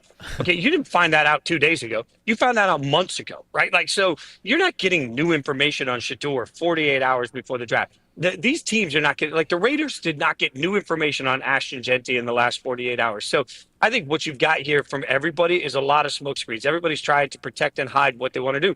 And the real answer to it is most of us don't know. Look, if I'm looking at this year's draft and being asked, just aside from everything, who are the can't miss players? To me, the most surefire players in this year's draft are Travis Hunter, Abdul Carter. Those two are in a league of their own. Ashton Genty is in that same league to me. And just below that to me is Mason Graham. So in my mind, where this becomes really simple is hey, everybody can talk with everybody to talk. But these are the guys that are plug and play day one guys. So I think they end up separating themselves and they still go there. But I do think part of the smokescreen stuff right now, not going to take him, are going to take him. Everybody's trying to make everybody nervous to build up trade value. I don't see it. I think in the first half of the draft, we're going to get less trades than we have ever seen in the first half of the draft. The trades will come in the back half. And this is why, look, I think quarterback, is not a great position in this year's draft. I think 4 quarterbacks go in the first round because by the time Jackson Dart goes, still think he goes at 9 to the Saints. I keep hearing that the Saints have done so much work on him. I think that's where they go. Well, now the Steelers get nervous. Do they try and move up to get Shedeur because they don't want to get stuck? And now, all of a sudden, Cleveland, the Giants, the Raiders, they all pick early in the second round. Well, if you want Jalen Milroe or Quinn Ewers or whichever one you're falling in love with, you're going to have to move back into the bottom of the first round to get that guy because you can't let Cleveland take him at the top of the second. They will. So I think 4 quarterbacks go in the first round, but I think we get a lot more trade action in the last 12 picks than we do in the first 12. It's easy to look at the team with the first overall pick and say they've got a lot of pressure to nail it, and they do, the Tennessee Titans. But if you were to say right now, out of the 32 teams in the NFL, which team has the most pressure to nail not just the first round, but every round in this draft? By the way, I don't think the Titans have any pressure. I lived in Nashville for 20 years. You can be the starting quarterback in Nashville, walk into a bar and ask for a free drink, and they're not going to give it to you. You are not a celebrity in that city. Yeah. I used to go out with Taylor Lewan all the time when he was at the peak of his popularity. And the funny thing is, people would say, hey, but when you're in a city where Ed Sheeran and Taylor Swift are getting coffee and nobody's bothering them, nobody's going to bother Cam Ward. So, there is literally no, Cam Ward is going to live invisibly and have whatever the Titans do with him, and nobody's going to care until we'll see. But to your question, I think the Giants have the most pressure because they're about to fire everybody. Because they handled the offseason stupidly, if they don't nail this draft, well, okay, now you're going to be firing Table and you're going to be firing Joe Shane, in my opinion. And then you're going to hire new people or, and then who do they bring in? And so this is where, if you're the Giants, do you reach at quarterback at 3, even though you don't think the answer's there, just because you're worried about your job? And if you don't reach at quarterback at 3, okay, then what do you do? You're in the same division as the Eagles. Okay, so let's say the Giants draft Abdul Carter and he has the best rookie season of a defensive end we've ever seen. What's that take them from a 4-win team to a 6-win team? And is that keeping Daboll's job? So I think the Giants organizationally are asking their front office to pull a rabbit out of a hat. You just can't do that in this year's draft. So I think the Giants are doomed today. They're doomed throughout the course of the year, and that puts pressure on them. If you had to put a ranking, if there was a bust meter, and we're looking at all of the picks in the first round, which player are you most scared of? Out of all the players as of right now, which player are you most scared of to take with your first overall pick? I'm going to say this, and then watch the Raiders pick him. Teteroa McMillan, wide receiver. Like, I just don't see it.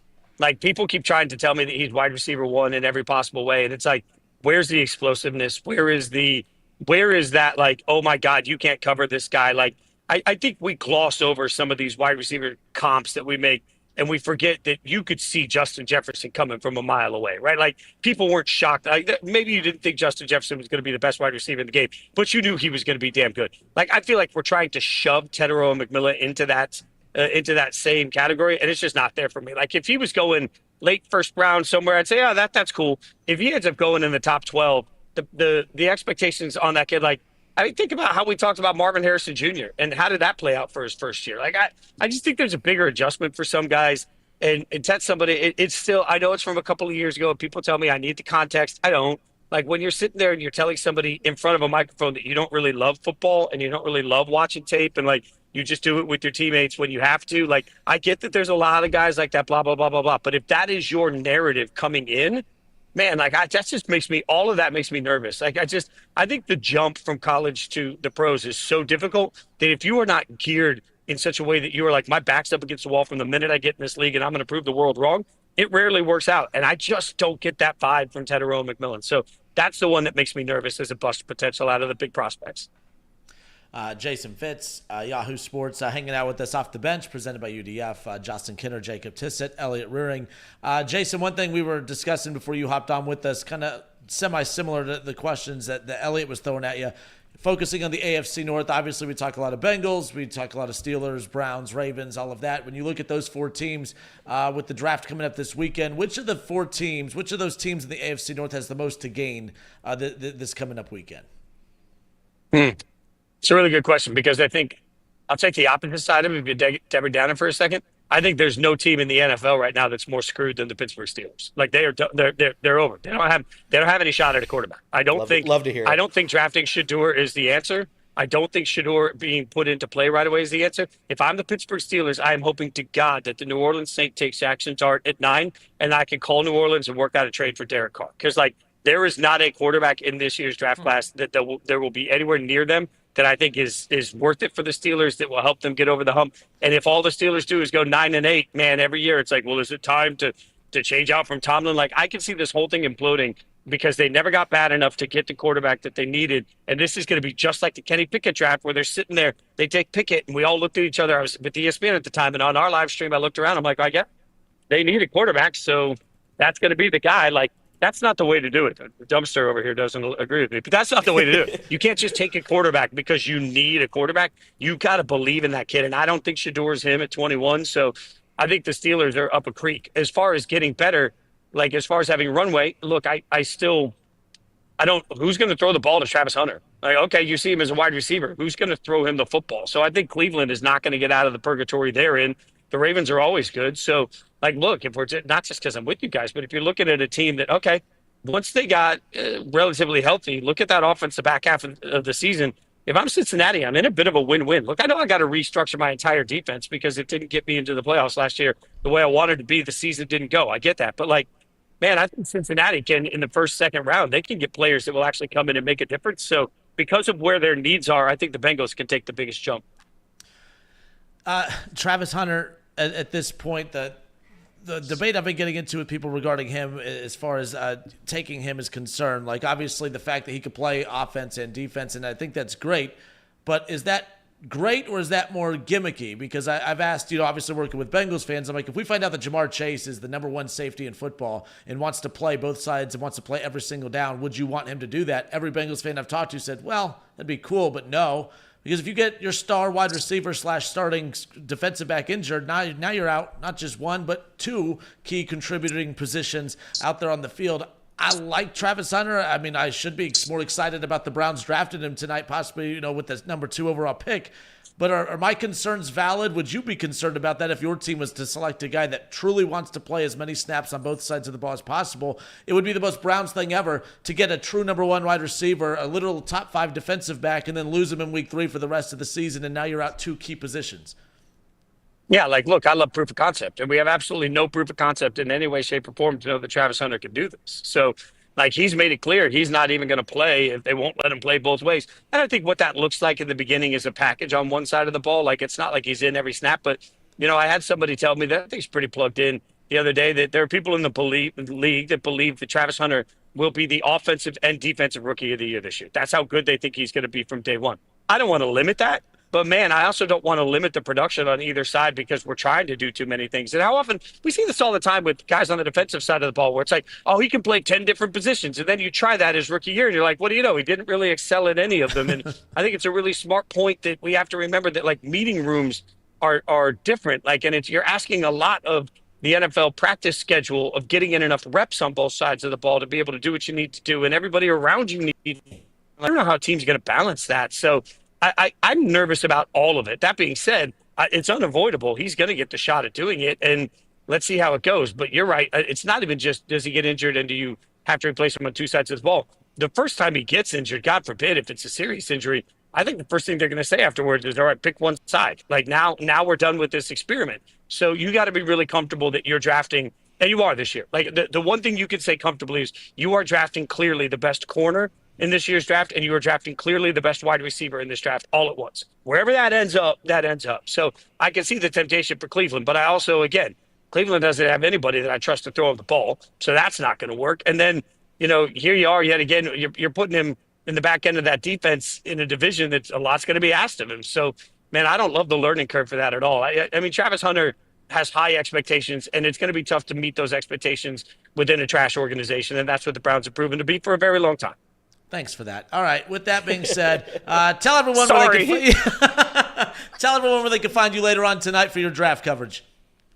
Well, it'll be much more positive from everybody else on the Browns tonight, I promise. But go to the Yahoo Sports app, go to Yahoo Sports website, YouTube, Facebook, Twitter. We're all over the place. Live streaming every pick tonight and every pick tomorrow night with a huge panel, no commercials, all energy. Going to be a wild ride, always is. We'll be out on social media. You can also follow me at Jason Fitz, and I'll post all the links there. But it's always a blast, and we've got a killer panel this year, so it's going to be really good. All right, Jason, you the man. We appreciate you as always. Thanks, guys. Appreciate you. All right, good stuff. Jason Fitz, Yahoo Sports. So, man, Travis Hunter, offensive and defensive rookie of the year. Put my money on not doing that. Look, I don't hate it. I don't hate it as much as I think a lot of other people probably do. He's my third-ranked receiver in this class. So, What do you think of what he said about certainly Tat? in the mix. Sorry? What did you think about what he said about Tat? You were agreeing with him, it sounded like. Tedero McMillan you're right. But he's a peculiar player because he has multiple years of production, of very good production. And usually that's the question you ask to determine whether or not they can obviously, do it again in the pros. He went his junior year or sophomore year, had 90 catches for 1,400 yards and 10 touchdowns. That's no doubt a wide receiver one in the NFL. He's playing in the Pac-12, then he switches over to the Big 12 at Arizona, goes 85 catches for 1,300 yards and 8 touchdowns. Those are phenomenal numbers. Now, when you dig into it a little bit, he doesn't do well against press coverage. He doesn't run great routes. He doesn't have a great release. He ran a 40-yard dash in the 4.5s. His vertical was lower than everyone expected, but he's 6'4", 6'5", so it looks like he's jumping a lot higher. There's just a lot of questions to be asked about a true wide receiver one, and that's why exactly what Jason Fitz just said is what I agree with. If he was going, I'd move it up a little bit from 20. If he was going Bengals down, 17 down, I think it's a great pick. I think it's a great back of the first round wide receiver. He's not Jamar Chase. Jamar Chase went 5th overall. This is not Jamar Chase. And if you take this player 5th overall, when there are players like Mason Grahams, like maybe a Will Campbell, like maybe an Ashton Genty, Tyler Warren, that are that blue chip prospect, it would be a mistake to take Tedero McMillan just because of the position he plays. If you take the TE and the WR off their names, Tyler Warren and Colston Loveland are both better receivers. So I think that's the tough decision a lot of these coaches and front offices are going to have to make this season. All right, we're wrapping up the radio side. Chatterbox Bengals tonight. First pick. We'll be live for the first pick all the way through to pick 32. So hopefully all good things. I found out that how you found out about your going blind thing started with headaches. I have a really bad headache that's starting to form, and now I'm like, Oh, yeah. If you've seen me on the show the past few weeks, I've been trying to figure it out because my left eye stinks. That's what the doctor told me. He said I got a bad ball. So we're going to see if we can fix that in the coming year. But I've now ordered my second pair of glasses in 6 months. Nice. Not great. Not great for the old wallet. So, well, either way, but that wraps it up for us here on the radio side of things. Plenty of coverage tonight. Chatterbox Bengals throughout the first round, the NFL draft, who the Bengals will take at 17. Catch Jacob and company on that later on tonight. Until tomorrow, this has been Off the Bench, presented by UDF.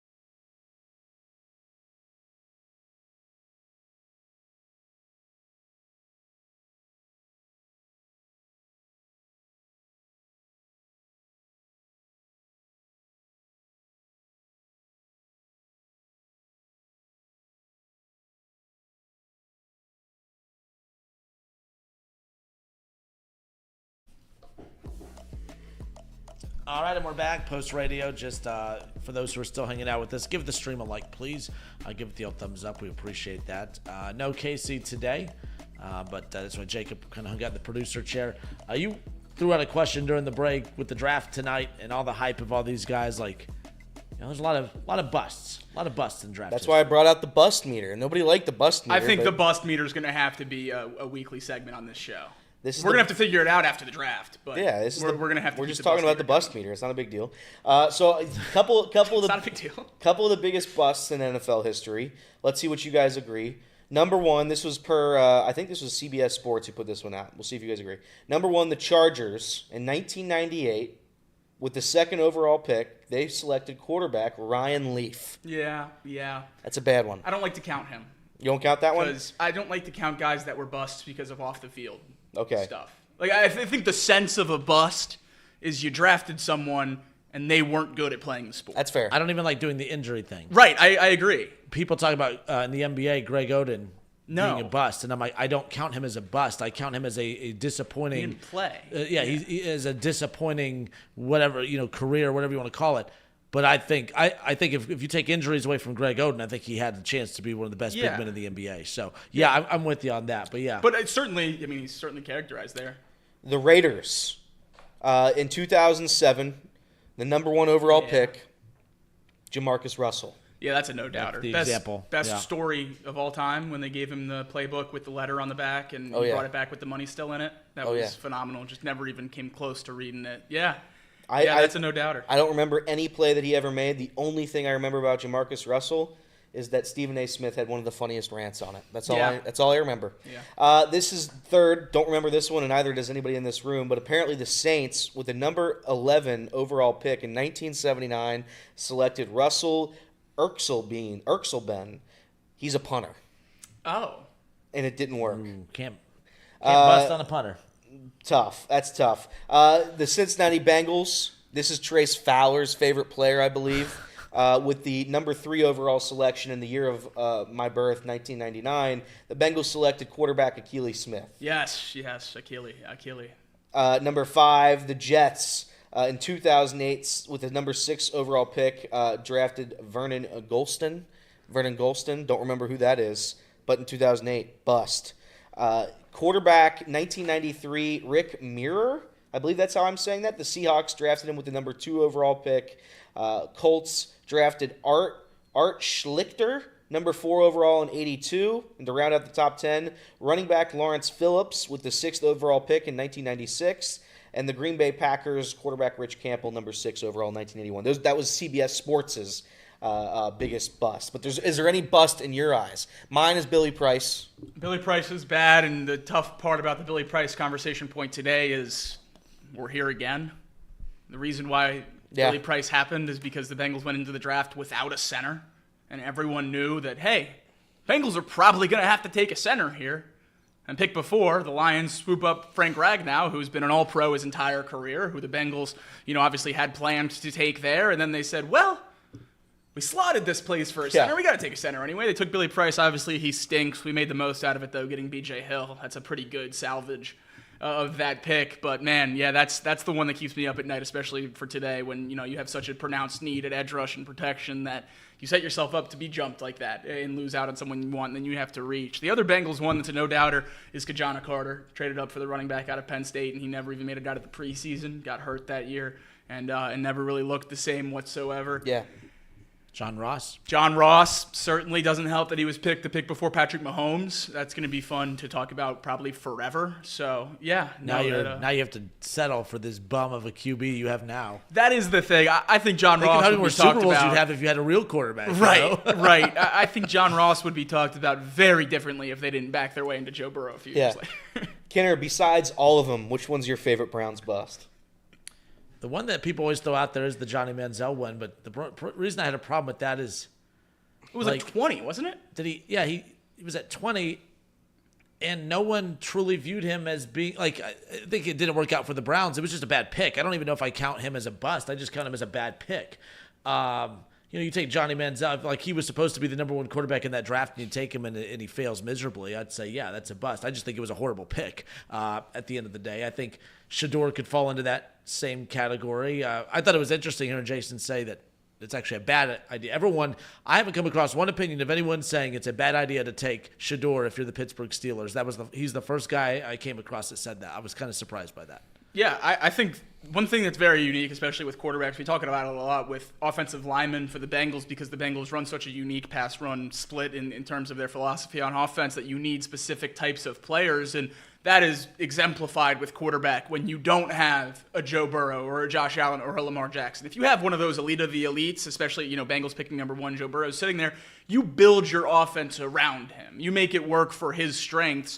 When we're talking about the guys this side of Cam Ward with Shador Sanders, Tyler Shuck, Jackson Dart, you're not building your offense around a quarterback of that caliber, right? So you have to get one, if you think they're all relatively close, that work in the system you like to run. Yeah. The thing that's pretty interesting about the Giants and the Saints especially, their offensive-minded head coaches, Kellen Moore with the Saints, Brian Dable with the Giants, both found their success with mobile quarterbacks. Kellen Moore in Philly with Jalen Hurts, Brian Dable with Josh Allen. He's the one that really had Josh Allen break through that first year with Stephon Diggs. I don't think either of those coaches at 3, at 9, or trading back up into the 20s in the first round are interested in Shador Sanders at all because he doesn't have that mobility. He doesn't have a super fast processor. He doesn't have great arm strength, and that's not what Kellen Moore and Brian Dable want to run. However, I think the Browns would be interested. I think Stefanski has shown that he's been able to win with guys with less arm strength. I think the Steelers are so desperate that they might pull the trigger at 21 if Sanders is there just to give their fans something to cheer for. But I think those are the two teams to be looking at for Shador Sanders. I know Jason Fitz said that he doesn't think Sanders is a great decision for the Steelers, and I would agree, but that's more because I don't think Sanders is very good at playing quarterback, not because I don't think the type of prospect fits the system. I think it's better than a Dart or a Shook for the Steelers, and I don't know that I have that take for any other team. All right, well, we're out of time. I did come across this on the way out. This was the 2013 draft. I mean, god-awful. One of the worst. I mean, I'm looking outside of Lane Johnson. Who is the best right tackle of all time. Yeah. Which is pretty funny that the top 10 is no one you've ever heard of and the best offensive lineman of all time. Let me hear it. So the Kansas City Chiefs had the number one pick that year, Eric Fisher, offensive tackle. I know Eric Fisher. You know the number 2 guy, Eric Fisher had a long career, right? Yeah, he played for the Colts for a while, got a couple big contracts. Number 2 is my favorite one, though. Luke Jockle. Jaguars. Never heard of him. Oh, yeah. Never heard of him. A lot of offensive linemen in the top 10. That shows you what kind of draft it was. Deion Jordan, the defensive end, Never heard of him. To the Dolphins. Lane Johnson to the Eagles at 4, but Ezekiel Ansah? Ziggy Ansah. Ansah. Never heard of him. Barcavius Mingo, linebacker, goes number 6 overall to the Browns. I know the wide receiver for the Panthers, Nate Mingo. Cowboys, but yeah. Oh. Jonathan Cooper, guard, goes to the Cardinals at 7. Never heard. Tavon Austin, heard of that one. Wide receiver to the Rams. Those highlights are good. Those highlights feed families. The St. Louis Rams is where he went. Yeah. D. Milner, defensive back to the Jets. Never heard of him. Chance Warmack, another guard. Never heard of him. Yeah, unbelievable. That draft stunk. At least as this draft, I don't even think this draft is bad. There's still star players. The top 10 are going to have guys that go make an immediate impact. I do think there's 3 O-linemen in the top 10.